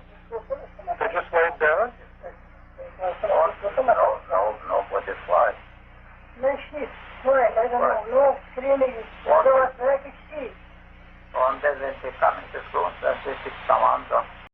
Yeah, Larry, I'm doing well. Honestly, like I've been talking about, Larry, it's been really illuminating, and it's been somewhat satisfying seeing this kind of mask slippage moment and seeing it be noticed and get turned into this international scandal. But it's also extremely disturbing seeing the amount of historical revisionism and Nazi apologia that we're seeing online right now, which we're going to look at a little bit after this.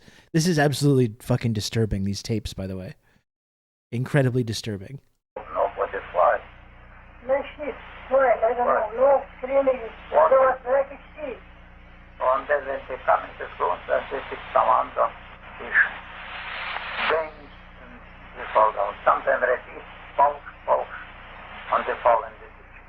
And very matter-of-factly, he's detailing these murders. And at a certain point in the conversation, he looks at me and he says, we might have to look at the Justin Lang thing. Yeah. No more Jews. I've been an investigator for about 17, 18 years now, but I've been Jewish all my life. What was your cover? I mean, you didn't come in and say, I am a private investigator and I'm going trying to find Nazi war criminals. I'm Steve Rumbaugh, Jewish guy from New York. Would you care to chat with me about all the Jews you killed? Yeah. What I did say was, I'm Salvatore Romano. Old Dutch. The disinformation expert, Justin Lang, yes, is in rare form. Is in rare form right now. Would you believe this guy that's like made a career talking about disinformation and covering the far-right neo-Nazi movement in Canada? Would you believe this guy's bending over backwards to make justifications for the SS, much to the applause of the sort of liberal audience? Yeah. Ling is in rare form. Salvatore Romano, he did the Inglourious Bastards thing. Chat with me about all the Jews you killed. Yeah. What I did say was, I'm Salvatore Romano, and I'm a professor from St. Paul's University of the Americas. We had established St. Paul's University of the Americas. Where's that? Belmopan, Belize. I am the faculty, the alumni, and the the current student body of that university. A non-existent university, and you would say? I'd show them ID. I would tell them that I was writing my doctoral thesis. And with his phony university sweatshirt, plus an engaging manner, Rambam says that he got many of his suspects to confirm just which units they served in during the war. Rambam was given most of his Nazi names by Ephraim Zurov. These people are proud of it. They're not ashamed. Like we saw with Hunka the other day. They're not ashamed. They're proud of this. And you know what? So are their families. Like I said, it's not just about these old guys. It's about, there's a whole generation of descendants of these kinds of people who are tired of being ashamed of their opas and their grandpas and their peepaws or whoever. They're tired of being ashamed, and they want to start openly being proud of this and celebrating this legacy. And there's people that are right there ready to let them do it. Who's been tracking war criminals for years at the Simon Wiesenthal Center in Jerusalem. Zurov says the Nazis who migrated to Canada were mainly from Eastern Europe, where early in the war they roamed the countryside, murdering Jews. And he alleges that hundreds of these killers are still alive and well in Canada. We're talking basically about Lithuanians, Latvians, Ukrainians, who simply were collaborators. In those areas, most of the Jews were murdered by the locals. They weren't shipped off to death camps in many cases. These were people who were murdered on the spot. They had infamous murder squads. These are units that almost on a daily level carried out the murder of innocent civilians, day in and day out. And there's no question that without their active, willing, and zealous collaboration, the Nazis could never have possibly murdered as many Jews as they did. After World War II came the Cold War, and Canada was worried about communism. Fucking absolutely horrific. Can we get Freeland to take the fall? She's the Ukraine expert. I mean, it's true, right? Like I've been saying, if anyone knows this history of the Galician SS and the Ukrainian nationalist movement, it's her. The idea that she didn't know just is too implausible to ever fucking believe for a moment. So yeah, she absolutely should resign over this. So should I think everyone should. I mean, I think that's what Vijay Prashad was saying, and that's what I say. That every single person that was in that room should resign. But yeah, if we're gonna get into specifics, absolutely, I think that Freeland should resign, and I think we need to acknowledge that Zelensky was there too and applaud it as well. Everyone's too afraid to talk about that as well. Polyev is doing this cowardly, he was in danger. We brought Zelensky and he had to be in the room with someone like this. It's like, and just ignoring the fact that he was there clapping for the guy. Like, give me a break. She was smiling her ass off. We were joking about it on Friday. We were joking about it. How happy she was. No, ignorance is not an excuse. If you're that fucking ignorant, you shouldn't be have political power. She was glowing. No, seriously. I've never seen her like that. Like I said on Twitter at the time, it's like this is the whole culmination of her whole family's entire life work. Of course she was glowing. That was like her victory moment.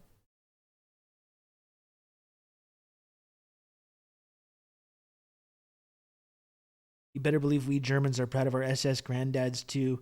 They got pensions and everything while the victims all over Europe got nothing or crumbs.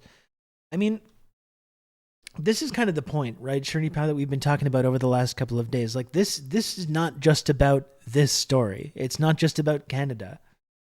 It's not just about this one guy that, he just happened to get into Parliament by accident. It was a big mistake. Let's move on. It's about uncovering the real dark history about the West and the end of the war, and what happened to the Nazis. Were the Nazis defeated, or did they get absorbed? And like we saw in West Germany, they did get put back into positions of power. Judges, lawyers, teachers, into the political leadership, military leadership, NATO, Operation Paperclip, Operation Sunrise, Operation Paperclip. They're in the NASA, they're in the CIA, Gladio. These ex-Nazis are carrying out terrorist attacks all over Europe. That's what we're talking about here. We're not just talking about Canada. We're not just talking about this one incident. There's something bigger here. There's a bigger story, and this is one of the puzzle pieces. right? This is what I've been trying to articulate to people.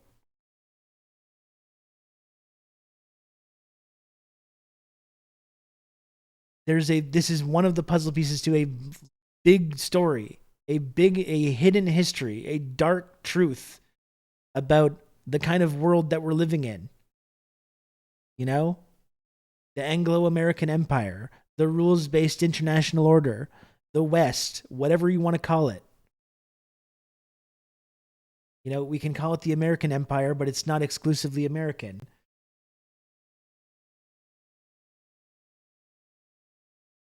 I'm telling you, like, that Devil's Chessboard is so important to read on this subject in terms of this history. Like, what did we say? I got the Annie Jacobson book up there, the Operation Paperclip book.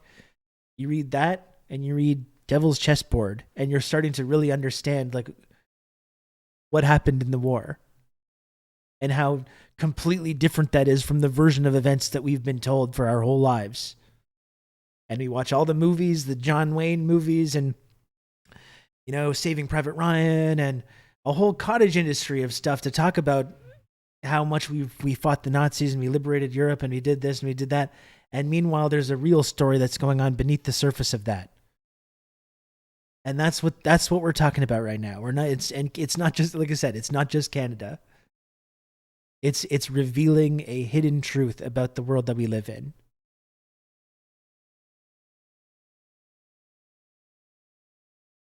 Communists. The Nazis had fought the communists, so Nazis, proud. even war criminals apparently, had an easy time emigrating to Canada. This, according to Canada's York University history professor, Irving Abella. We know that one of the ways of getting into the country of Canada, this is what we're going to talk about next, Journey Pow, is this revisionist history that's really taken hold. That you were an anti-communist. And what was the chore of the SS? The SS was obviously charged with the responsibility of murdering Jews. So there was no question but again, that these were work. This whole history of Ukraine and Canada, like I said, the CBC thing from 30 years ago, we got this, we got the cemeteries. You know? This is not this new thing. That's why I completely reject this bullshit from Pierre Poilievre or anyone else that's going to be like, what? But with this, a Ukrainian SS member in Canada? What? Oh my goodness. That's so surprising. Like, this has not been, this barely even a secret at this point. They know about this shit. And if they don't, that's no excuse. If they don't know about this history, which we've been talking about now for decades. Like, this is 60 minutes. This is not the gray zone. This is not the gray zone. This is 60 minutes, like 30 years ago. CBC, like 30 years ago, was talking about this. And our MPs are just like, a Ukrainian Nazi SS guy, huh, in Canada? How could that have happened? Oh, golly gee whiz. Oh, shucks. And people believe it. Because now this revisionist history has taken hold so much. People believe that, number one. Oh, they just didn't know. And number two, they're like, well, they had to make these tough choices between Stalin and Hitler. And, you know. And that's the takeaway. That's the takeaway that people have. Is the book by David Talbot. Yeah, it's amazing too, honestly. I really recommend people read that. It will totally fuck you up.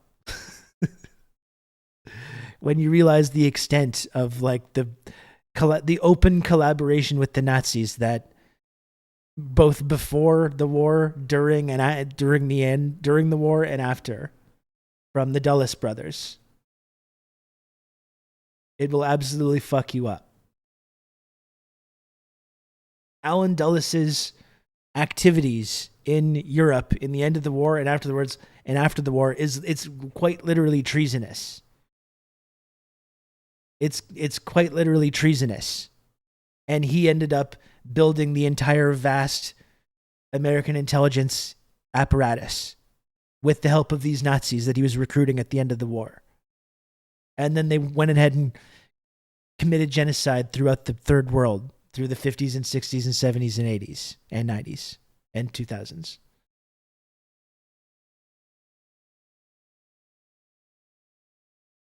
And when JFK in 63 said, like, we need to take some power back from these people. We got to get Alan Dulles out of there. We got to reassert control. We got to take care of the Alan Dulles wing of the U.S. government and the state and the CIA for good. And Oh, sir, why don't we go? Before we do that, let's go on a nice little drive through Dallas, Texas, sir.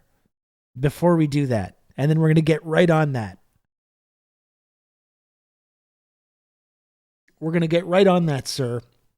Let's just go for a little open convertible top leisurely cruise through Dallas, sir. And then we're going to get right on that. Yeah.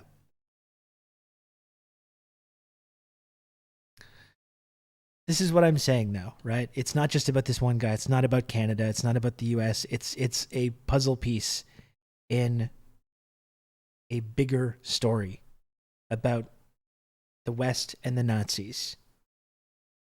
And like I said, he investigated JFK's death. Yes, he did. Yes, he did. He should have been the prime suspect, and he's investigating the assassination. No, that totally makes sense. That's how you want to do those.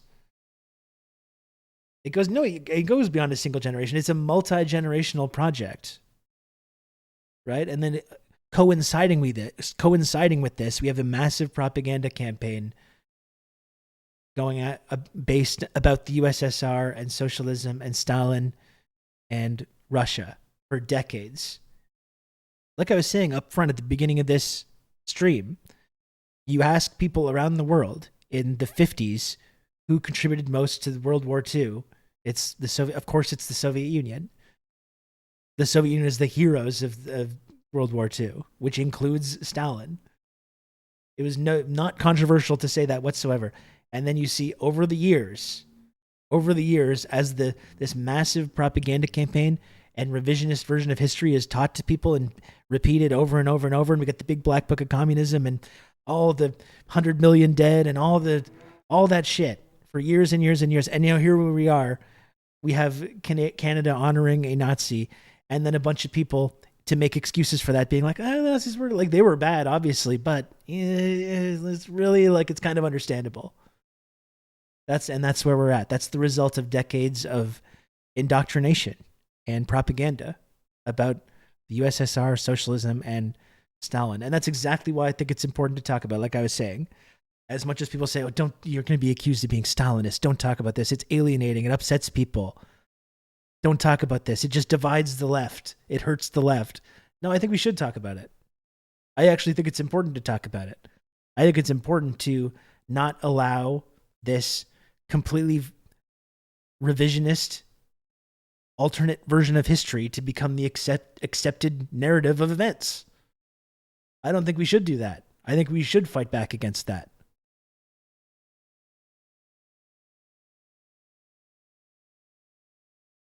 And if it makes you uncomfortable, you should be uncomfortable. When Stalin was actually alive, the West was way chiller about Stalin. I mean, FDR and him were like friends. You read the stuff about them like near the end of the war, having like summits and hanging out. They're like buddies. FDR and Stalin. They're like teaming up to like rib Churchill and get him all upset because Stalin's talking about killing more and more Nazis and Churchill's getting all worked up. Like they were like pals. That's what I've been saying. And one of the main takeaways from Devil's Chessboard as well is how important of a figure FDR was.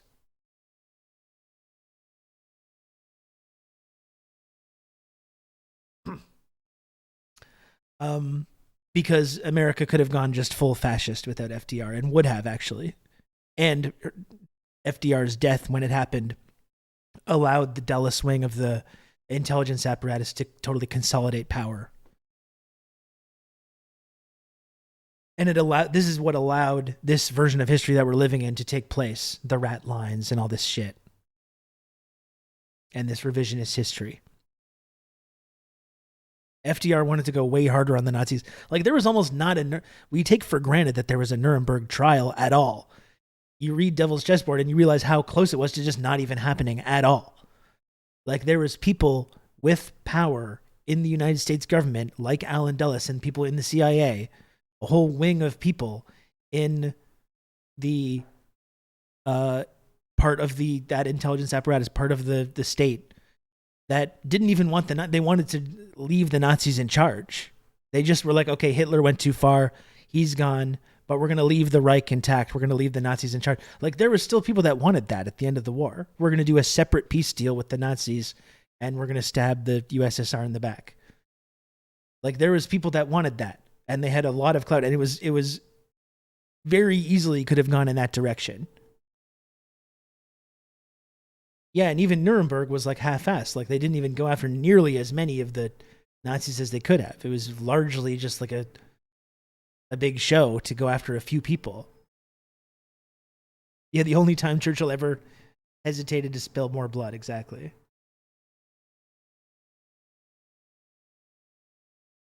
Is there a Dulles killed FDR theory? I mean, maybe there is. Maybe there is, Old Dutch, but I mean, FDR was genuinely had health issues, so, you know, I guess it's possible, but, you know, there's also, I think, a lot of reason to believe that he just died of natural causes. I certainly wouldn't rule it out, considering the implications that it had, though. Anyway, let's continue this. We've got another 6 minutes to go. That was the big tangent that I wanted to go on, though, just to reiterate, right, that we're not just talking about this one incident. We're talking about a larger story, or there's something bigger going on here. And this is like I've been saying, this is the history that we have been talking about on this stream for like 3 years, which is why it's interesting to me that it's in the news right now. We've been talking about this for 3 years before this invasion even happened, you know? We've been tugging at these threads here on this program for the last 3 years. In a way, this incident feels like a big moment in that kind of history, you know?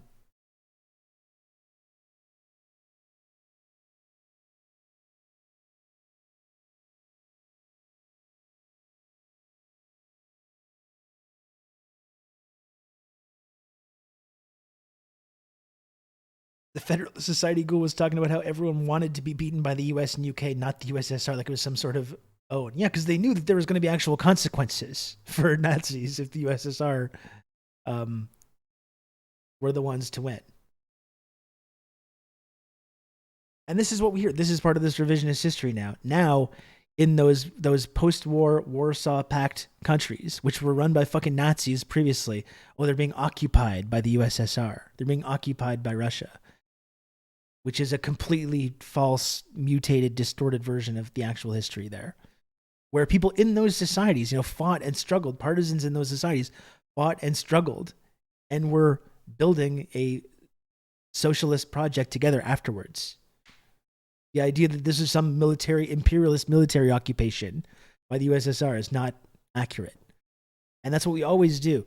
We talk about the people that lived under that were so miserable and had such a hard time, and they were under the USSR. And we don't talk about the millions of people that lived in that society that were proud to be part of that project, you know, that were proudly building that socialist project together in Ukraine and elsewhere throughout the former USSR republics. Let's continue this. Bernard Farber, director of the Canadian Jewish Congress, says once the killers made it to Canada, the government, in effect, let them live there happily ever after. The fact is, Mr. Wallace, the Canadian government never really appeared to give a damn about prosecuting Nazi war criminals, going after them, finding them. They were not interested in it. They had no compunction to just say, forget it. This is not something that we want to get involved. Are you embarrassed about the fact that it was an American private investigator who finally said to the Canadian community, not just the Jewish community, but to the Canadian community, hey, you people are harboring war criminals and you've been doing it for half a century? Well, frankly, it is embarrassing for everybody. It's embarrassing for the Canadian government. It's embarrassing for the Jewish community. Why didn't we think of it? It was too simple. How did you locate these people? I'm sorry to say that we found about a third of them by looking in the phone book. These are people who are not hiding. You mean they're using the names that they had in Latvia, Lithuania, Ukraine? Quite right. They immigrated to Canada under their real names. They listed their names in the phone book. They bought homes under their own names. It's a remarkable story that somebody can walk across the border with a telephone book and a list and find war criminals that our Royal Canadian Mounted Police have been unable to find for 50 years. They've just been Fact unable is, to find for most them. of that time, Canada wasn't even trying to find them. John Sims, the Canadian justice official in charge of prosecuting war criminals, admitted that his government simply was not interested. It's true that Canada did virtually nothing for decades after the Nuremberg trials. Why? I can't really say. I'm not a historian, and I'm going to leave it to the historians in your country and mine to debate that. Yeah, I think I do think it's a little weird, this focus on Canada here and ignoring what was going on and suggesting this was only happening in Canada. Again, folks, I'm not trying to defend Canada. I think it's really important to talk about this and learn about this history, and I'm glad people are paying attention to it.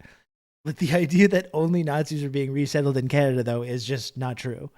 Like I said, Nazis were literally infesting the intelligence apparatus of the United States. They were put back in charge in West Germany in many cases. Fascist Japanese were put back in charge in Korea after the war, leading directly to the Korean War, where our CIA-backed, our Nazi-linked CIA and military imperialist arm committed genocide in Korea.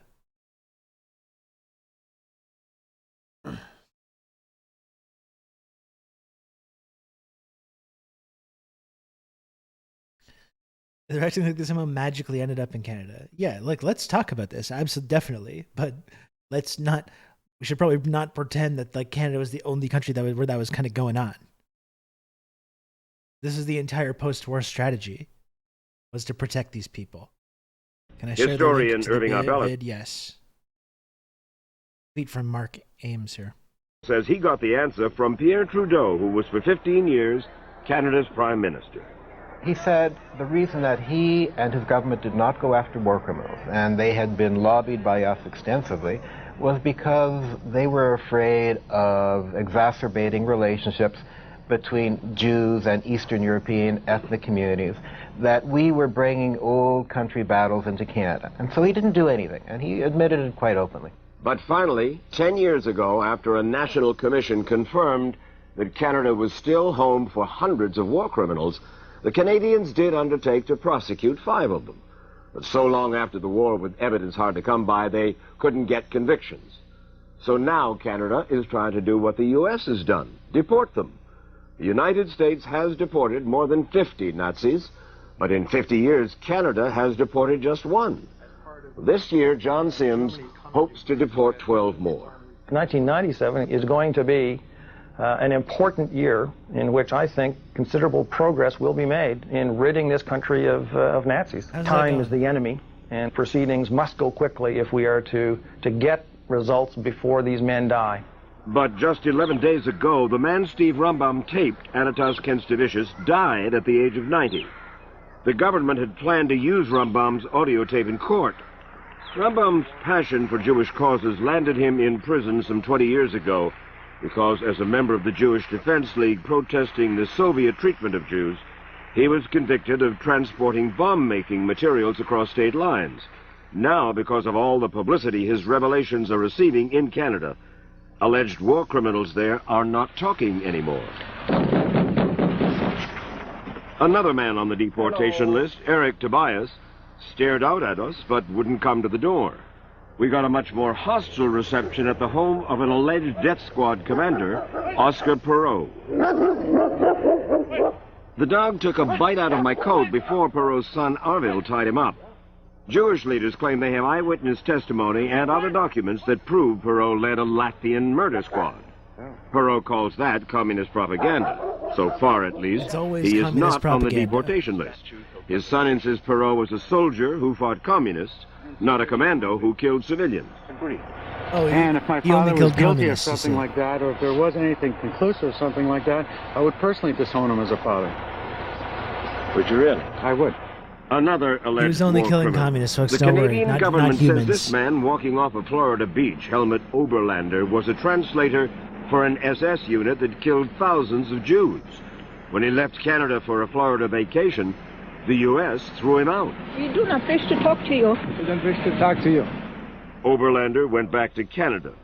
He wasn't home when we tried to see him in a comfortable suburb outside Toronto, but his neighbors, Helga Whiten and her husband John, a professor of German, say their government should leave the It's a great overlanders fit on alone. Mike Wallace there. Well, they're fine people. Are they? Very. Oh, they're fine. That's the Canadian hospitality. That's a nice fit on Mike Wallace, I got to say. But his neighbors, Helga Whiten and her husband John, a professor of German.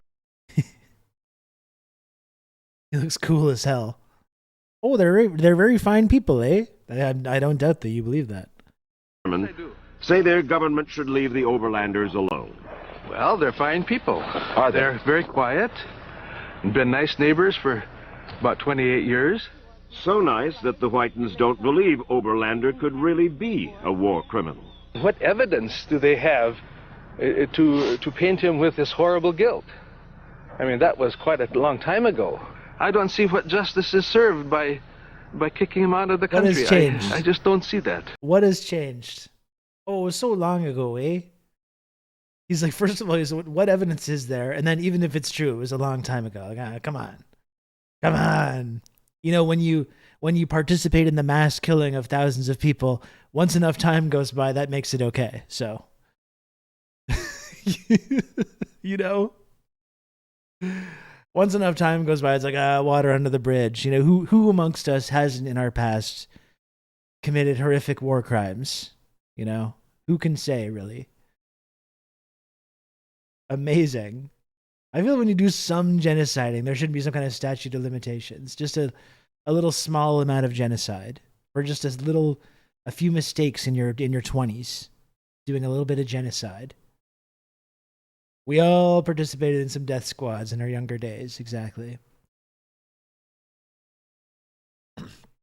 And by the way, you go and look at what the CIA has been doing since that time, since the end of the war, and the CIA handbook, what the CIA trains people to do in these death squads, no matter where it is, in Nicaragua or El Salvador, or you know wherever they were operating for the Operation Gladio types in South Korea and South Vietnam. What were they training people to do? Nazi shit, torture, murdering civilians. Like look at the record of what these CIA trained death squads have done around the world. And then we realized as well that this very same CIA, these very same intelligence communities were arming and training and funding these Azov militias in eastern Ukraine. Coming full circle. What were they training them to do exactly?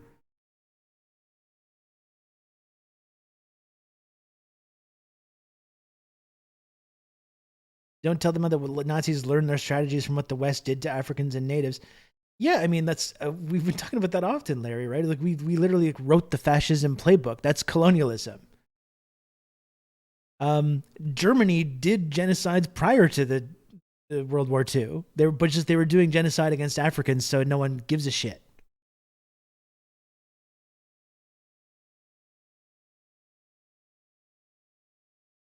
Let's continue this video. God, this whole thing is just so fucking crazy. It must be difficult for his neighbors to believe that a man they have seen as a neighbor could have done these heinous, terrible acts when he was a young man during the war. But the fact that he did do them during the war means that we can't forget. We cannot ignore that. We must go after him. Canada is also going after Konrad Kalej for allegedly murdering Jews in Latvia. The United States deported Kalej in 1994, so he moved up to Canada. Incredibly, he moved into an apartment building that was known to have many Jewish residents, including 3 Holocaust survivors. Vera Peter spent 7 months in Auschwitz. When she read in the paper that she's living next to an accused Nazi war criminal, she was stunned. I was first I'm not in a shock. And all of a sudden, there is this man who comes from the past, and all the unhappy memories of a horrible past totally right, of the Holocaust came back. Why would he want to live among Jews? He just thought that this was a very nice shield for him to be. This is something which, of course, is just a gut feeling.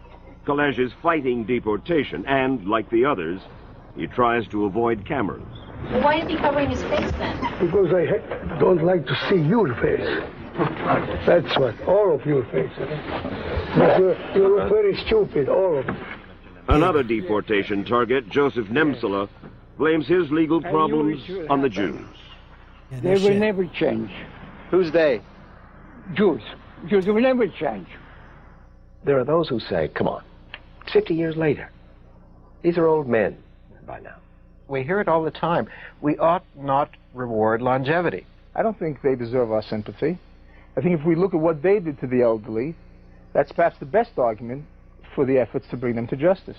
What we have to clearly understand is that the victims of the Nazi Holocaust never lived to a ripe old age. But if the allegations are true, the victimizers still living in Canada have made it into their 70s, 80s, and 90s, many without even bothering to change their names. These people aren't afraid. They made the right choice. They came to Canada. Last week... Oof.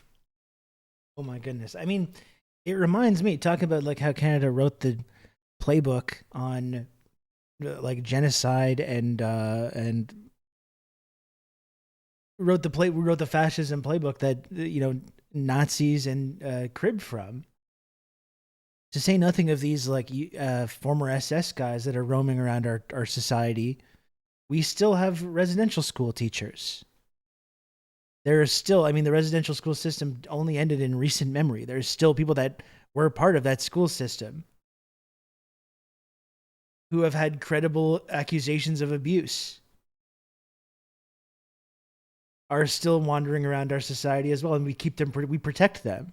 We keep their identities hidden as well. Yeah, and now we just privatize that system.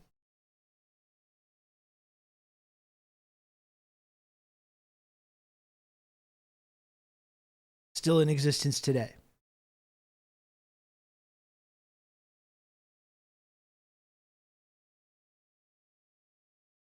Rabbi Marvin Heyer, Dean of the Simon Wiesenthal Center, received word from the Royal Canadian Mounted Police that they intend to investigate his list of more than 1,800 former Nazi SS members presently living in Canada who are still receiving their German military pensions.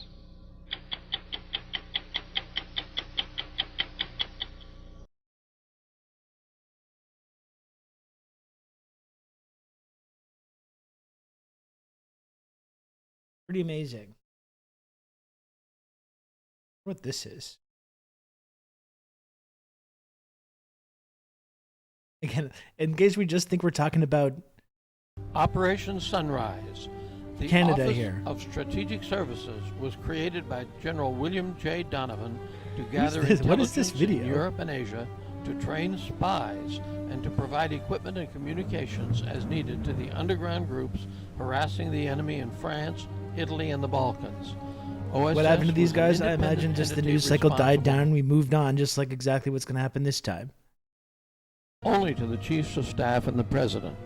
The Italian headquarters was established in San Lucio, about 20 miles from Naples and only 2 miles from Caserta. Eager to leave Fort Story, Virginia, I was recruited into OSS in 1943 because I spoke fluent French. In July 1944, I went over as a cryptographer, first to Algiers, then later to Italy. The war was bitterly fought, and the going was always hard, yard by yard. In the mountains, only mules could bring ammunition and food to the troops, and as the German supply lines got shorter, ours got longer and more treacherous. Snow, sleet, and incessant rains turned roads and fields to muddy swamps. I really don't know what winter this weather video was is, whether it's going to always get into the terrible, history that I'm thinking seriously of, but interfering with this Allied it's really air short. Kesselring, top German commander, had 21 divisions of hardened troops, including panzers and the famous Hermann Göring division. The Allies had only 14 regular infantry and artillery divisions, plus 4 armored divisions and air superiority. Meanwhile, OSS agents, with thousands of partisans, disrupted the Germans in every possible way. The partisans were armed underground groups fighting for the liberation of their country, supplied by OSS with arms, food, and dynamite. In early March 1945, an agent reported a rumor Field Marshal Kesselring wanted to collapse the front. It was hard to believe, but shortly verified. The excitement ran high, but secrecy was a major condition. We had hardly notified Washington headquarters when Hitler recalled Kesselring to Germany. Dejection was complete. It was a bitter blow. We figured Kesselring was through, that Hitler had heard of the plot, and the war would go on. General von Wiedinghoff was moved from the Balkans to Italy to take over. Incredibly, Wiedinghoff was ready to continue where Kesselring had left off. Astounding! OSS was to place 2 agents in the basement of Wiedinghoff's headquarters and start negotiations through OSS at once. Further astonishment, SS General Karl Wolff, governor of Northern Italy, was going along. It was rare for an SS general to defect. My in-window was 3 feet square. I logged messages delivered from our radio room, distributed them to others Karl to Wolff, decode, that was one of and had Dulles' decoded guys. them myself as well, at 700 Dulles words an saved hour. his life. They had partisans Our agents hand-encoded were messages surrounding usually Karl read Wolff, about and 60 Dulles saved words. his life. Now the messages got longer. Often protected Generals him. Nathan Twining and Mark Clark had their heads and shoulders stuck in my in-window telling me to hurry it up. I had never been so close to so many stars. It was unnerving. Von Wiedinghoff wanted silk stockings and lipstick for his girlfriend. We sent the request on to Washington. It was all getting a little crazy. Negotiations continued. Messages got longer. One of our great agents, Jimenez from New Mexico, had lived in northern Italy, passing as a Moor. He skied over the Alps to Switzerland several times to receive and deliver many messages and to guide negotiators. Through April, the meetings continued. Secrecy was tight. A ceasefire had to be coordinated so the killing on both sides. This is some guy, could Rob stop Russo, some leftist based in simultaneously with no Canada. mistake. I was turned on to this sick individual, and I found this. Hello, Majority Report. Hello, thank you for the raid. Welcome. Hello, what's up? I'm Rob. It's nice to see you. It's nice to see you. Welcome in. Please smash the follow button. Excuse me. Please. It's a nice way to greet people. Please smash the follow button if you can. Look at this face. Isn't that so? Do you want to follow this guy? Look at this guy.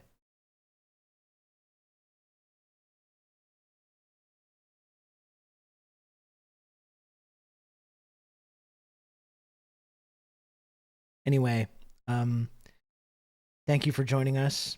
We're just talking more about the fallout from this incident in the Canadian Parliament where we honored this Nazi.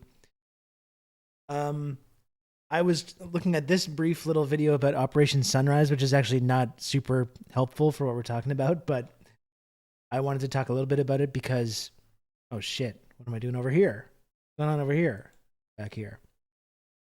I do want to talk about it a little bit because there's been a lot of focus on Canada lately for very good reason. But as I've been pointing out, when we're talking about this kind of dark part of Canadian history and the connection between, fascism and Canada, it's not just about Canada, but it's about we're talking about one puzzle piece in kind of a larger story here about the war, about fascism, about the West, and what happened with the Nazis following the war, which is, I think, if you unpack this stuff, a little bit different than what we've been taught, to say the least. So that's what we're talking about. Yeah, NASA. Well, we were watching this little video on Operation Sunrise. It was not super helpful though. This is what the book Devil's Chessboard is about, which is something that I really recommend that people read. But that's what I mean, though. We're not just talking about. It's not just like, oh, Canada let in these fascist sympathizers and former SS guys. That did happen, and I think it's really important to learn that history. But again, when you talk about the Dulles brothers and the ruling class of both Canada and the United States, and these things like Operation Sunrise and Operation Paperclip, bringing all these fascists like into the space program and the CIA and NATO, putting them back in charge in West Germany and a lot of places. This is kind of what we're trying to uncover here. There's kind of a history that hasn't really been taught to us about what happened with the Nazis after the war. And that's kind of this story about Canada and Ukraine is a big part of that puzzle, and that's why I'm excited to talk about that. But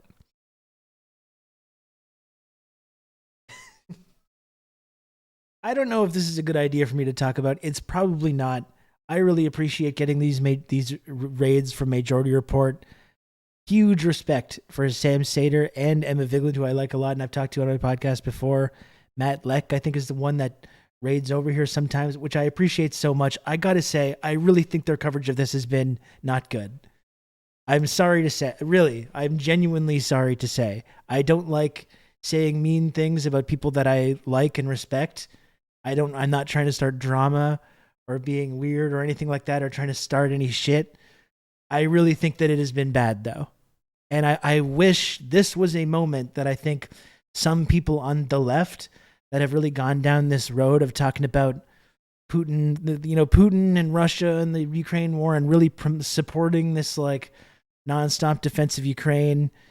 I really think this would be a moment for some of those folks to just maybe take a step back and maybe think like, have I gotten this right? Have I gotten this right? Or have I gone off the rails somewhere? And unfortunately, in this case, I saw a clip. I don't want to look at it. I don't want to start shit with Majority Report, who I like a lot, in case that's not clear. But I saw a clip from both Sam and Emma from, I think, yesterday, talking about this issue that I thought was real bad. And I really do wish some folks, not to single them out, I really do wish some folks would take this opportunity to examine what we have been supporting and promoting here with this, not only with the nonstop flow of arms into Ukraine over the last year and a half, but the flow of arms into Ukraine for the last 10 years. With our role in the Euromaidan, with the role in overthrowing the Soviet Union. I really wish people would take this moment to really think about some of the coverage they've been doing of this and ask themselves like if they've done the best kind of analysis that they could have. And I saw some stuff yesterday that I really thought was bad. It's hard to toe that democratic socialist line in the Ukraine war because it's incomprehensible. What about the flow of arms into all of Eastern Europe over the last 30 years? Yeah, or like I've been saying, putting fascists back in charge in all these places, rehabilitating and whitewashing all these like anti-Soviet partisans in all these former Warsaw Pact places and Ukraine.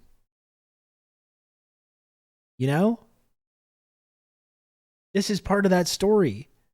And we really need to think about that and think about our role in that. And ask ourselves as well, if some of our actions in Ukraine and elsewhere over the last several decades, if from Russia's perspective, you can look at some of these actions that we've taken and said, does Russia maybe consider that to be a security threat, to be a threat to their interests? When you talk about funding Ukrainian militias, expanding NATO, bringing all these former Warsaw Pact, former Soviet allies into NATO, into an anti-Russian alliance, parking missiles in these places. And ask ourselves just this basic question. Is it reasonable that they would consider that to be a threat to their security? But people are so twisted up by this Russia bad, Putin bad thing. And folks, I completely agree. Completely agree. A lot of stuff the Russian government does, I think, is grotesque. Couldn't agree more. But people have been so twisted up by this, like, this Putin bad narrative, this Putler narrative, where nothing, he's the end boss of all the evil dictators in the world. And people are really, really paranoid about stepping on people's toes and getting people yelling at them and saying they support Putin, that I think it leads them to take some really like indefensible and completely incomprehensible positions on this.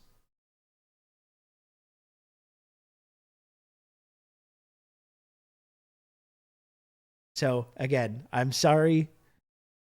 I'm not trying to start shit. I really am not. I really do wish, we're all really missing Michael Brooks right now. I will say that. I think we're all really missing Michael Brooks, who really was, I think, a bridge to this kind of community into a different kind of critique or analysis of American imperialism and foreign policy. And the one thing Michael Brooks did as well was to focus a lot on the global south and the developing world. And what do they say? And what do they say about Russia and Ukraine? Look around the world. Look at a map of nations that have this uncritical, unquestionable support for Ukraine, the nonstop flow of arms to Ukraine. It's all the same white, Western, former colonialist countries, the rules-based order and all that stuff.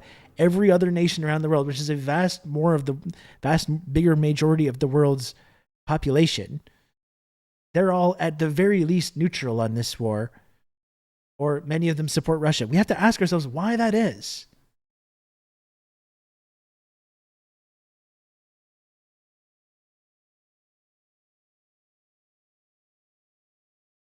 You know? So again, I'm sorry. I'm not trying to start shit. I'm not trying to be mean. I'm really not. But I had to say that, though. I'm sorry. I'm sorry if I've alienated anyone or offended anybody.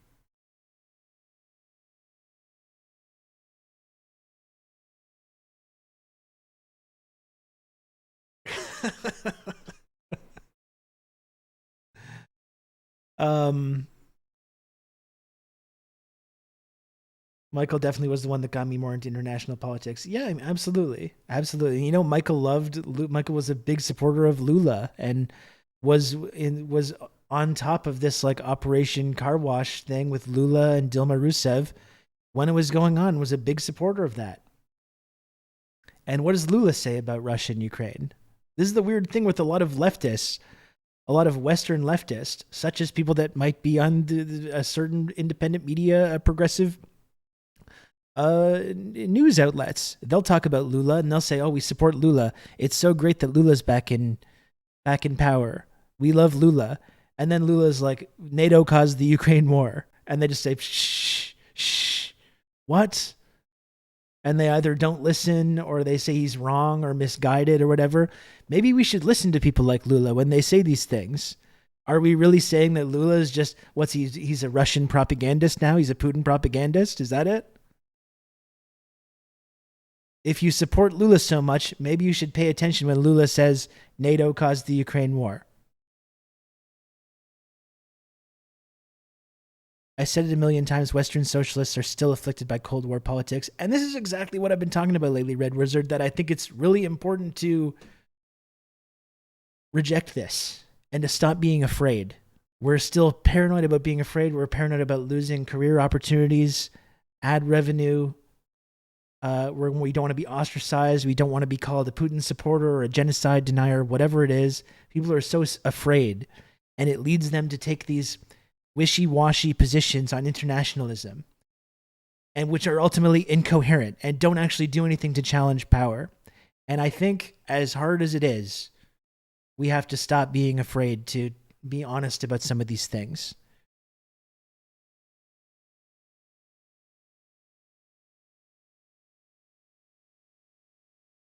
So I think a lot of people, are still very paralyzed and unable to have really a clear analysis of this because they're so worried about what people are going to say about them. Incoherent and at odds with their supposed principles.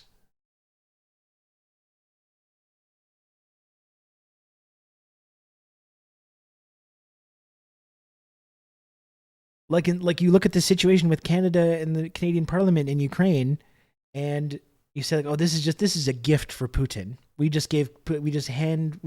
this mistake that we made, we've given this gift to Putin, and so we can falsely claim that there's this Nazi problem with the Ukrainians." Rather than suggesting to yourself, maybe, even if we don't like this guy personally, even if this guy does a lot of stuff that we think is reprehensible, maybe, perhaps, when the Russians talk about this Nazi issue in Ukraine, maybe there's something to that, actually. Maybe the nonstop stream of pictures with Stalingrads and SS symbols and the UPA flag and Bandera images and this whole mass movement to kind of whitewash these like partisans who fought the Soviets. Maybe we should take a look at all that in a large overview of that and ask ourselves, maybe the Russians, even if we don't like them, do kind of have a point about some of this stuff. Maybe there is actually something to that. But people are so twisted up by the Putin bad thing. They're like, no, it's still a lie. No matter how much evidence is going to be displayed to me about this very real problem. No, it's still just propaganda. It's still a lie, and it's incomprehensible. China also, and the P's, China is also a big blind spot for a lot of the same people.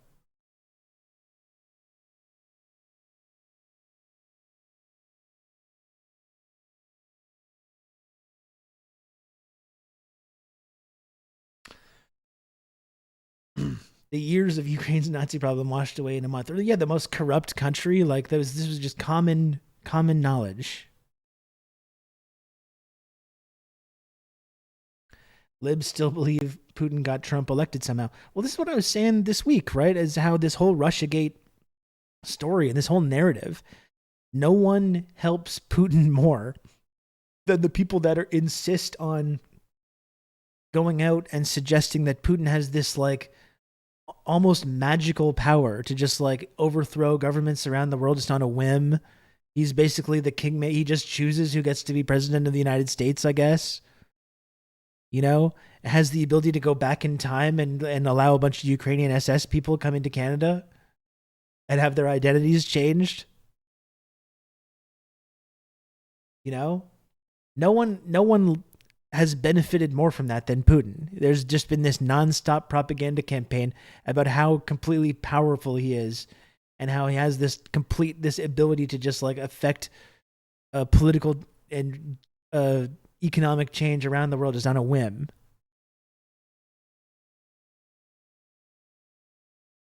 Yeah, Hillary is coming back. Hillary told us, Sinchel, she told us Russia bad. She was telling us all along we didn't want to listen because she was a woman. That's right. That's right. That part I actually agree with, but just joking. That's just a joke. Just a little joke.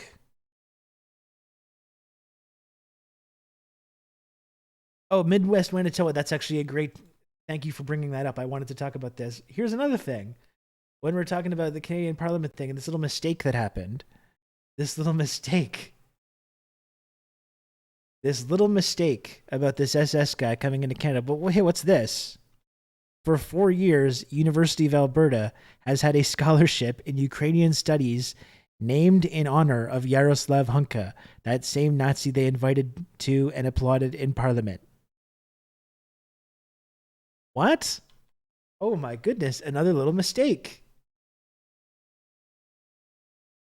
Another little mistake.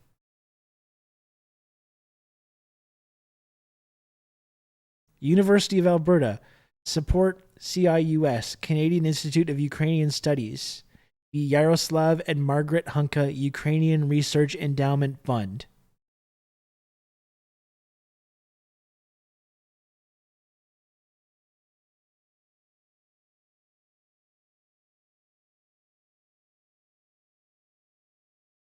Whoops. Yeah, this guy just wasn't vetted, though. He just wasn't vetted.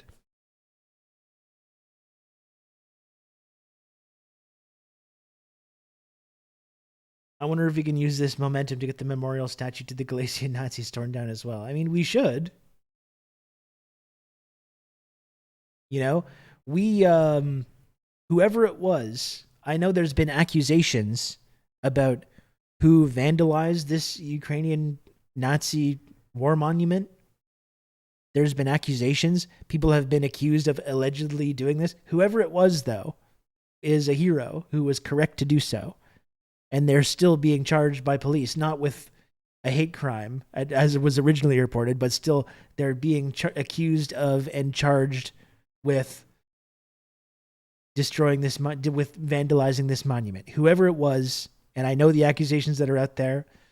In fact, I will tell you, a friend of this stream and a friend of mine is the person that was accused of vandalizing this monument. And I can't speak to that. I don't know who it was. Whoever it was, though, is a hero, and I agree with them, and they were correct to do so. And I hope this monument just keeps getting vandalized until they take it down. And I hope the same thing happens with our Victims of Communism monument that we're also building in Ottawa right now. And I think we need to understand as well, as socialists, that there's zero differentiation between a monument to the Waffen SS and a Victims of Communism monument as well. It's all part of that same ideological project of historical revisionism and whitewashing this fascist legacy. Completely inseparable.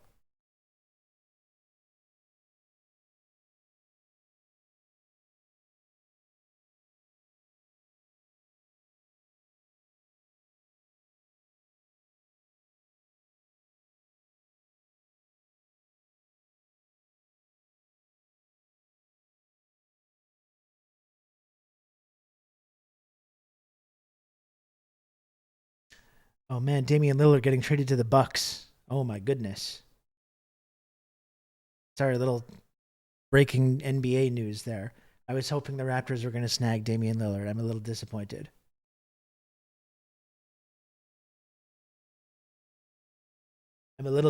I kind of thought that that's what was going on today.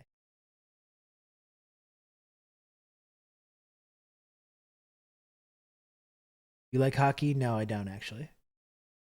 I'll sometimes, if the Canadians are in the playoffs, I'll watch the playoffs, but I don't really watch hockey. I'm a basketball guy. I'm a hooper. I'm a hoops guy.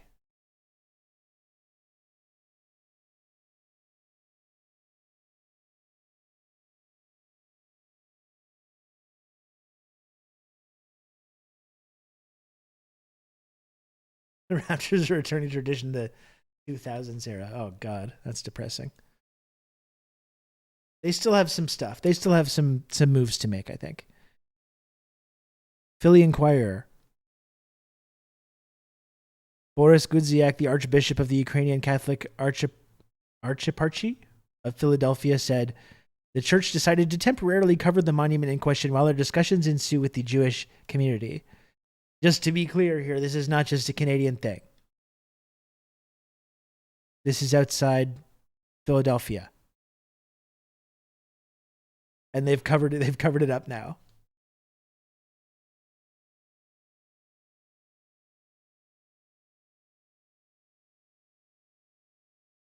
I hate how I can't look at quote tweets now for something. It's really stupid.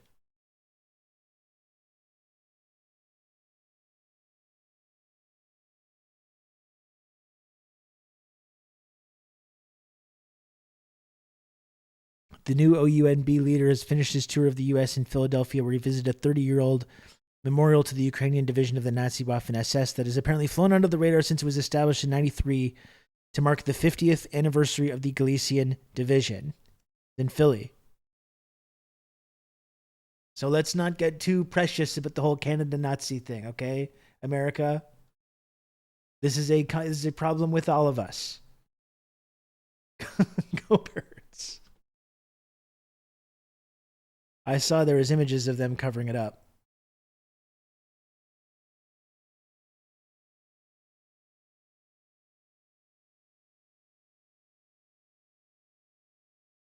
St. Mary's in Elkins Park, Philadelphia. And this is Roman Danliak, who's also vice president of the Veterans of 1st Division of the Ukrainian National Army and was the chief coordinator of commemorations marking the 50th anniversary of the Galicia Division.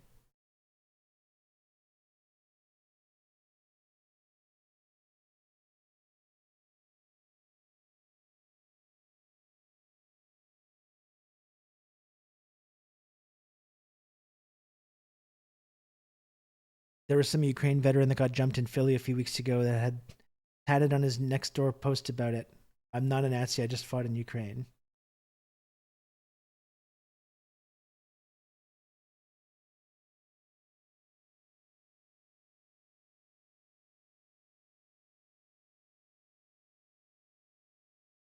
We're well aware of USA Nazism. It's time for the hat to get the attention.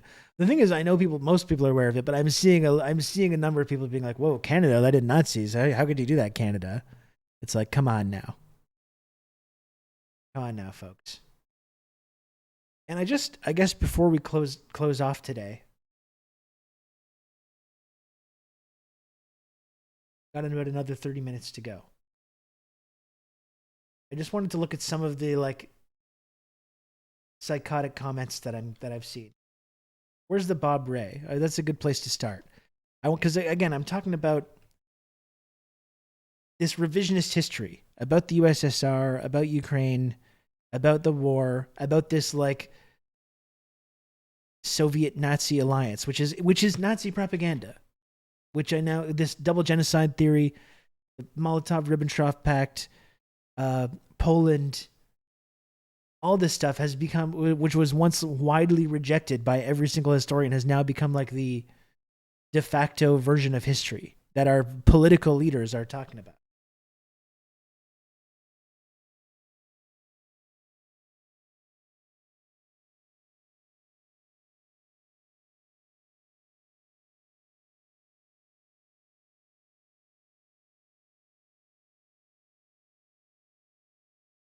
Where's this fucking Bob Ray Nazi apologism?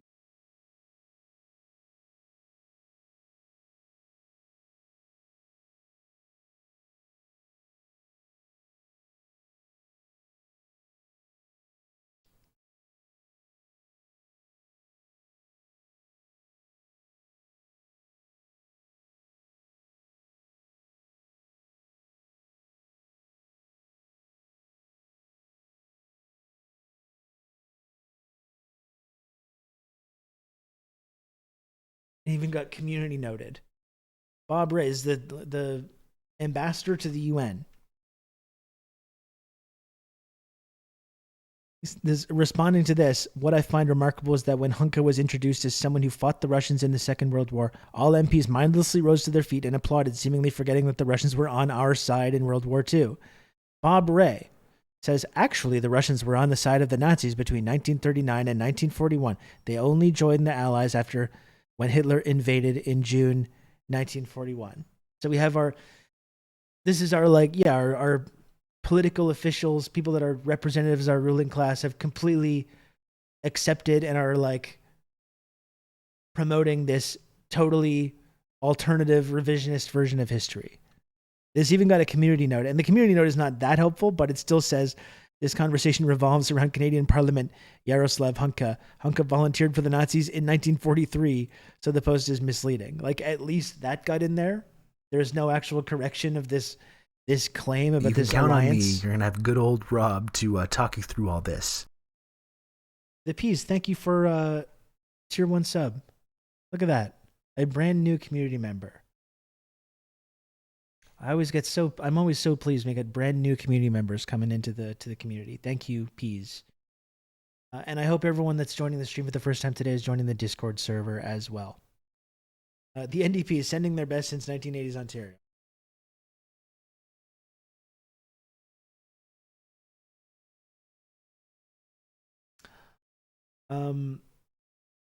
Yeah, the Spanish Civil War never happened. I mean,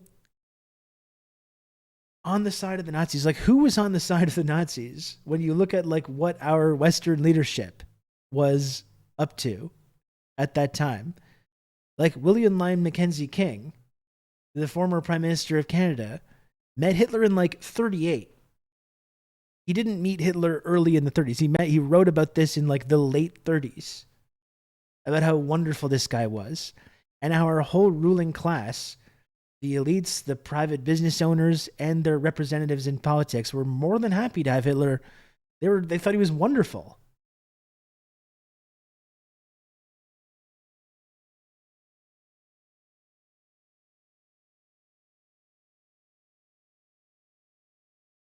You know?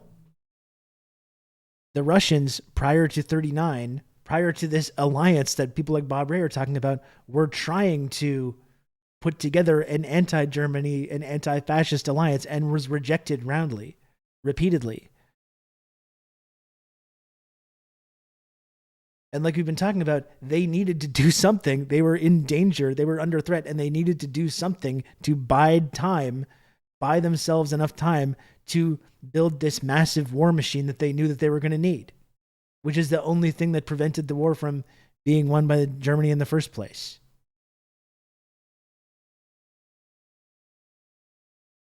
It's really good timing that we get anti-communism from the left in the form of tankies while Nazis are being clapped for in government. And gone wrong, this is the insane thing as well. It's not the tankies that are there clapping for Nazis in our government. It's tankies that are like, I have a problem with this, and people are still doing it, still coming together to this like tankies bad argument, right? They're still doing it. Yeah, the 1938 Time Person of the Year. Quote from Canadian Prime Minister in 1937 about Hitler.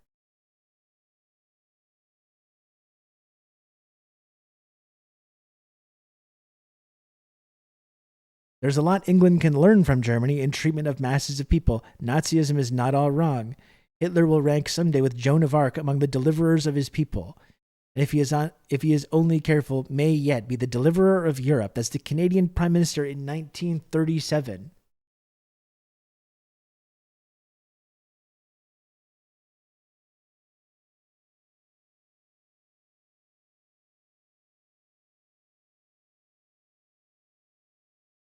The stars of first that came from the communists. Didn't actually like communists.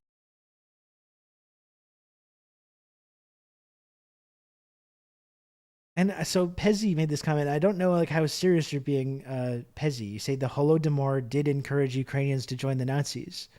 But what, like, it it didn't stop 7 million Ukrainians from fighting with the Red Army against the Nazis, though.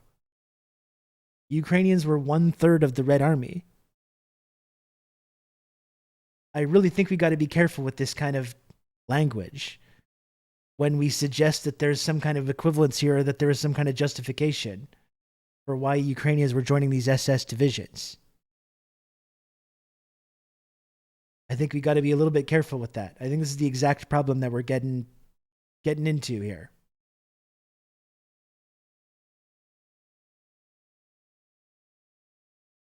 I still have no idea what a tanky is supposed to be to most people. It seems to mean something entirely different depending on who you talk to. I think ultimately it's the same as Stalinist. It's just Stalinist.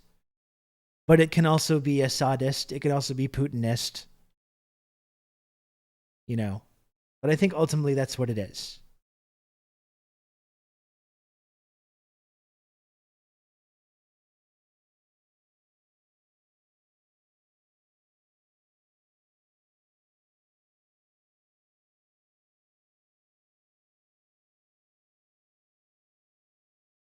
Anyway, I'm just like, it's really disturbing, I think, the level of revisionism, right, that's taking hold here.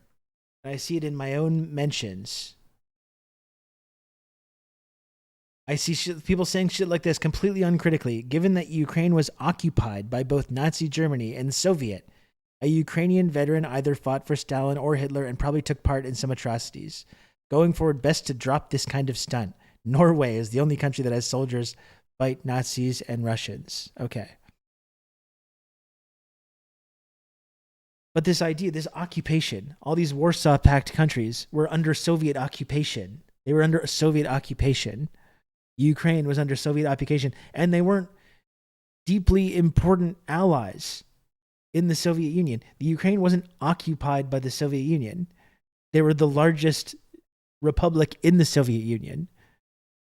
They were given autonomy and independence that they did not have previously under the Soviet Union. People in Ukraine and Russia and elsewhere where the Soviet Union existed had their lives improved drastically in terms of their access to their life expectancy, access to medical care, education, literacy, housing, jobs.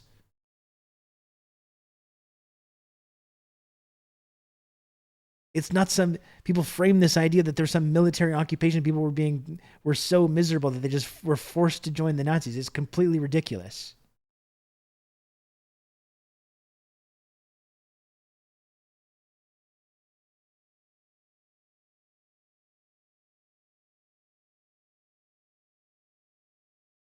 I get blocked by this guy? This guy just deleted his account? Fair. If I had thousands of people mocking me for my defense of Nazis, I would also probably delete my account.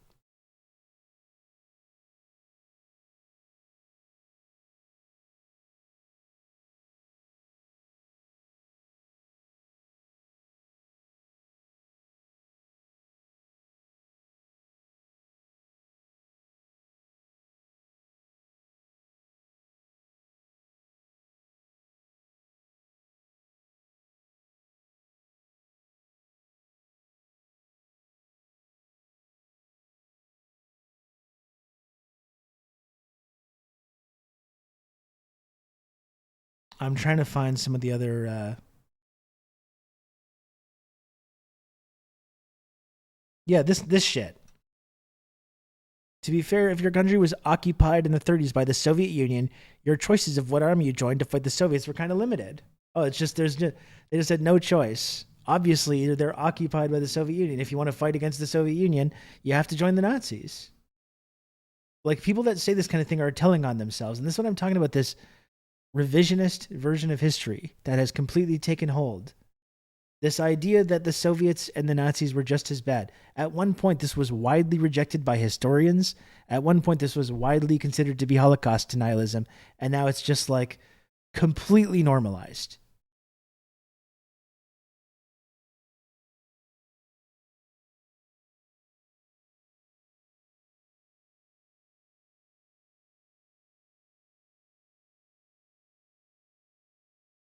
And like, this is the next step of that, right? Like I've been saying, we've been going past the whole double genocide theory, and now the goalpost has shifted now. Now that most liberals totally agree with this version of history, this double genocide theory, it's suggesting that there's the Soviets and the Nazis were equal. Now that most liberals on board with this, now the window has shifted. Now you have people like Jordan Peterson saying, no, the communists were worse. That's where we're going next, right? This might seem like weird to now, Jordan Peterson, but this is where this is going. And some people are already there. This is like the intellectual titan of the right.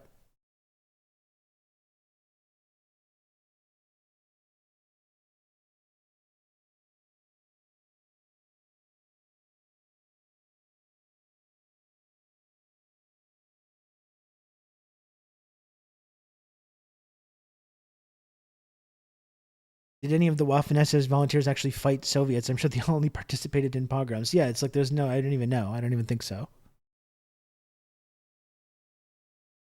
Yeah, even the lefty streamer community is saying they'd rather live under Mussolini than Stalin. Seriously, like, I think this is something that we really have to fight against, no matter how insane it makes us feel. This historical revisionism, this replacing history with this new version of history.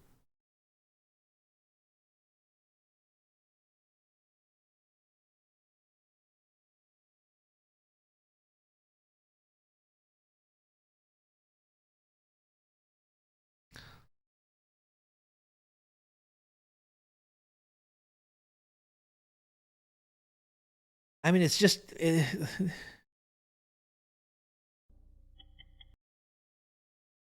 this opinion is just everywhere. This kind of revisionism, like, we're just seeing it absolutely everywhere. Yeah, and we've talked about this before as well, and I'm glad Welsh socialism is sharing this. This is what I'm talking about, though. This is you can see in this chart why this propaganda has been important and how effective it's been. This anti-Soviet and anti-Stalin propaganda that all the anti-communism is, it's the linchpin that all anti-communist propaganda is built on. May 1945, according to the French, in your opinion, which country contributed most to the defeat of Germany in 1945? Overwhelmingly the USSR. And you see over time, as that revisionist history takes hold, that propaganda takes hold, you see that completely revert. Like, you can see the effect of this propaganda on this chart here. The Secret Speech was such an important moment for the imperialists. I really like to, I think that's another book that I would like to read about this. I know History and Critique of a Black Legend is important, but the whole like Khrushchev's Lies book as well.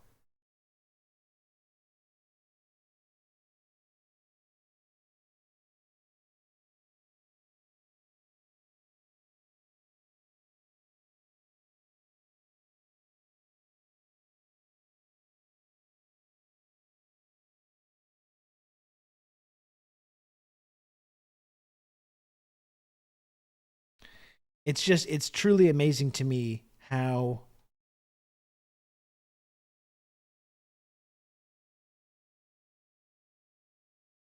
much this version of history has just completely taken hold of people. I think it's really alarming. No, I haven't read the Grover Fur either.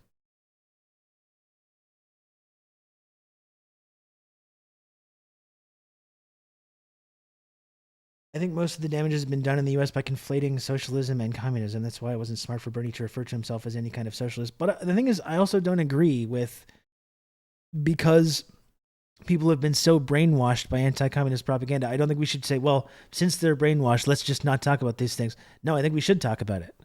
I think rather than giving into this framing when it comes to socialism or the USSR or anything, we should actually start pushing back and actually start promoting the real version of history and talking about these things regardless of the lies and the propaganda. It buys us nothing. It gains us nothing when we say, oh, we'll never talk about socialism because it's so upsetting to people. We'll never talk about Stalin and the USSR because it's so upsetting to people. It gains us nothing. Like, again, if you're one of these people that calls yourself a socialist and you denounce the entirety of the USSR or you denounce China, you're telling people you have an incoherent ideology. You're telling people, I'm a socialist, and by the way, I completely denounce and reject the greatest example of my theory being put into practice, or DPRK. Exact. Thank you, Larry. It's completely incoherent. Of course, I'm a socialist, just not one of those scary, mean socialists like every other major effort throughout history to turn this theory into an actual practice.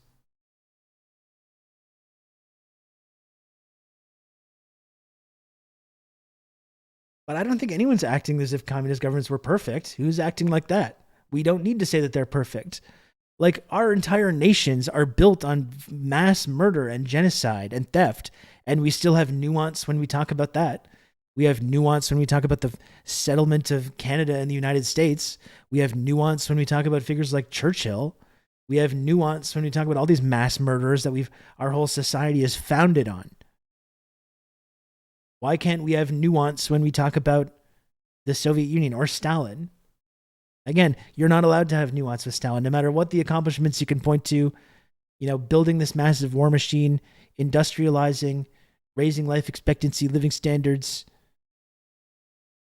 transforming this agrarian, illiterate serf society into a global superpower. You can't say anything because, well, there are bad things happen. Oh, some violence. There was violence that happened. There was repression that happened. Why can't we have nuance about that? And why can't we talk about the reasons that this violence was happening? Was this violence actually in response to other forms of violence? Well, we don't know. We just can't ever talk about it because it scares people. It divides the left. It divides the left to talk about this. So we just can't do it. Well, I think we should talk about it. I think it's actually really important to talk about.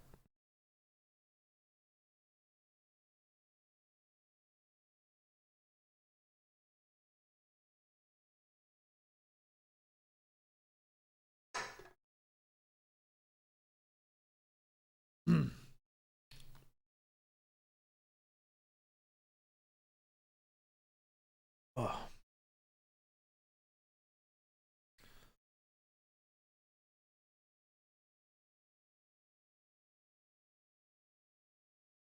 I'm a socialist, but China is capitalist, so therefore all their successes can simultaneously be attributed to capitalism and can also be dismissed. And also, I support my own capitalist government. I just want to have more social programs and welfare state.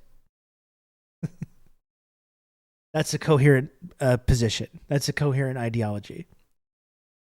I can't ever support China because if they've incorporated capitalism, they've opened up their economy to foreign investment.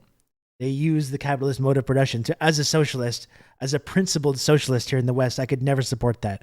But of course, I'll support Joe Biden. I'll support Joe Biden and just hope that maybe we'll get a few more welfare programs or increased social safety net. That's socialism to me, you know? Give me a fucking break.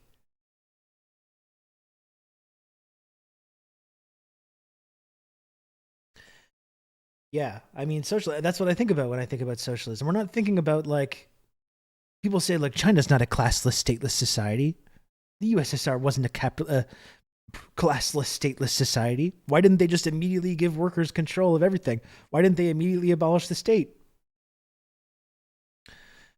Socialism, it's a process. It's a process of struggle. It's a process of turning this theory into practice and finding what works and what doesn't work, and over time creating something and building something, building an alternative economic system, building an alternative cultural system, and eventually, over time, through this process, defeating imperialism. Over time, over generations, the state then withers away. It withers away over time. Withering is not something that happens overnight. It's not something that happens when you press the socialism button. It happens over generations. And eventually, one day, the state will wither away and we'll live in that classless, stateless society. There's a whole lot of struggle that has to happen between now and then, though. And there's contradictions that need to be studied and overcome. You know?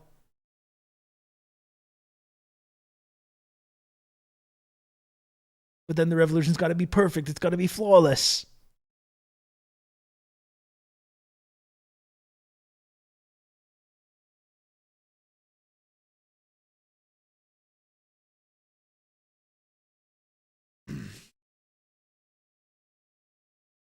Anyway, I'm glad people could join the stream today. I'm glad some folks from the Majority Report stream stuck around despite my mean and hurtful comments.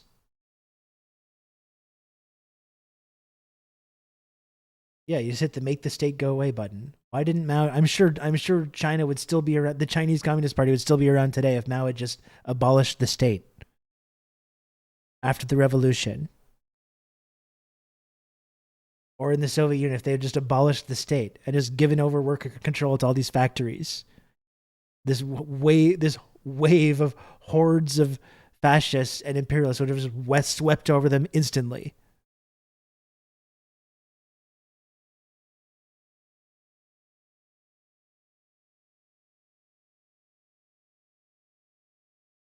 You know, this is, to me, when you talk about the Western left, this is the difference between idealism and materialism.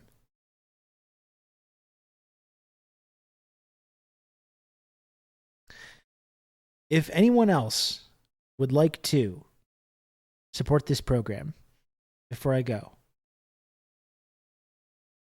I'm going to be here another couple days. I've been considering doing a bigger long stream on Saturday, but I'm not so sure. I'm not so sure if I'm going to. I might just try and just finish out the week strong. What do people think? Do people want me to do a Saturday thing?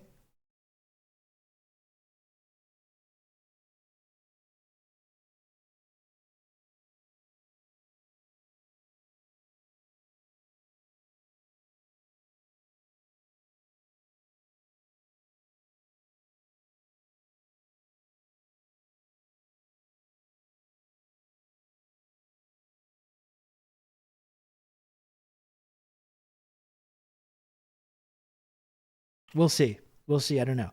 But if anyone else wants to support this stream before I say goodbye today,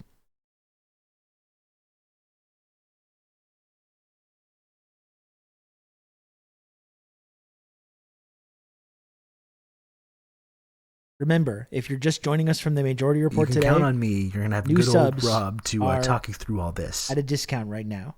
It's discounted subs. It's Slubtember. So you can subscribe to this program and help out this community and help me out and the work that I do by subscribing to this program, which right now is discounted.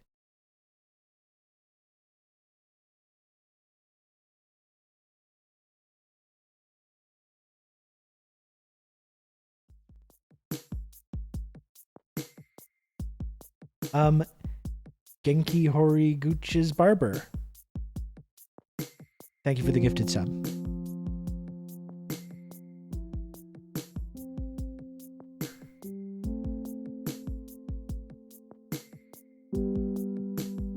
We gotta read this. I've been putting this off.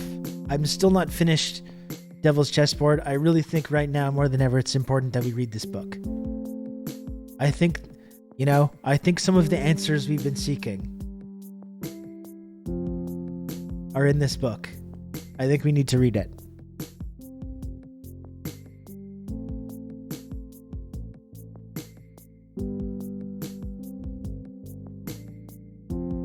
It's not a meme book. It is real. Although I didn't get the new translation. I found this one. This is another printing. So I guess it's a slightly different translation. But what's the title is? Stalin, The History and Critique of a Black Legend. A lot of the stuff we've been talking about today. And it's nuanced though, right?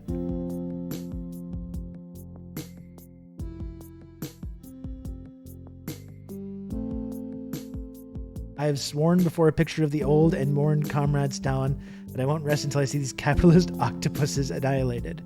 And again, people are like, oh, of course I love Che Guevara, but whoa, Stalin, that's too scary. That's way too scary. Well, look at what these guys, if you're going to uphold Castro or Guevara, you got to look at what they say about the guy. Daddy Stalin, he called him.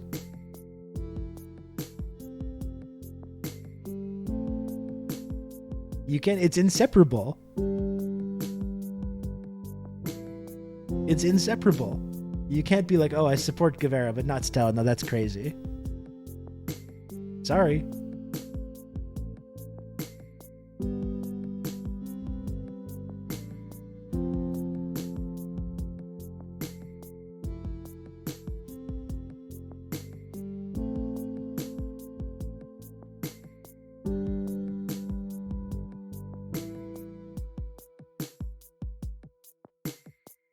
I wonder what my neighbors must think of me sometimes that they can hear this.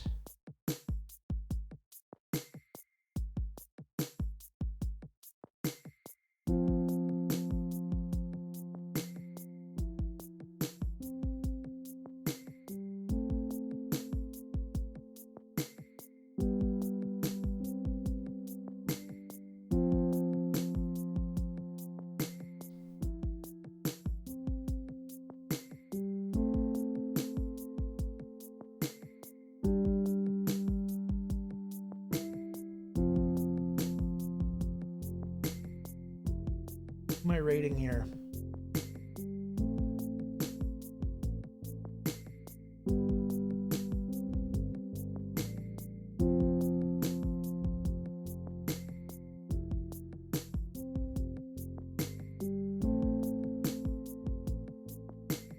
Did I spell that right? Yeah, I did. Okay, good.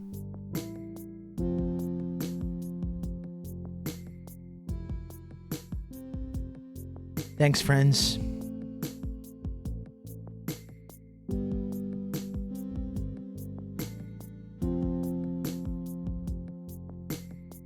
Thank you. Thank you for watching the stream today. Thank you, Peas. Glad you were able to tune in today. Again, I hope people from Majority Report Raid weren't too offended by my harsh words.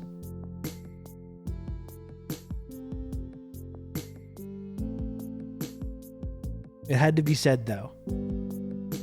Ron was very offended.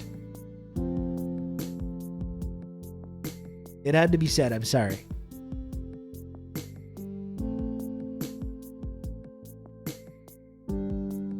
Leaping Larry is very offended.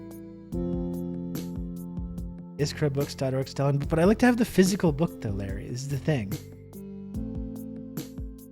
The physical book. I like to hold it in my hands. I can't read. I really have a hard time reading when I'm looking at something that's like online. Is that what you're talking about?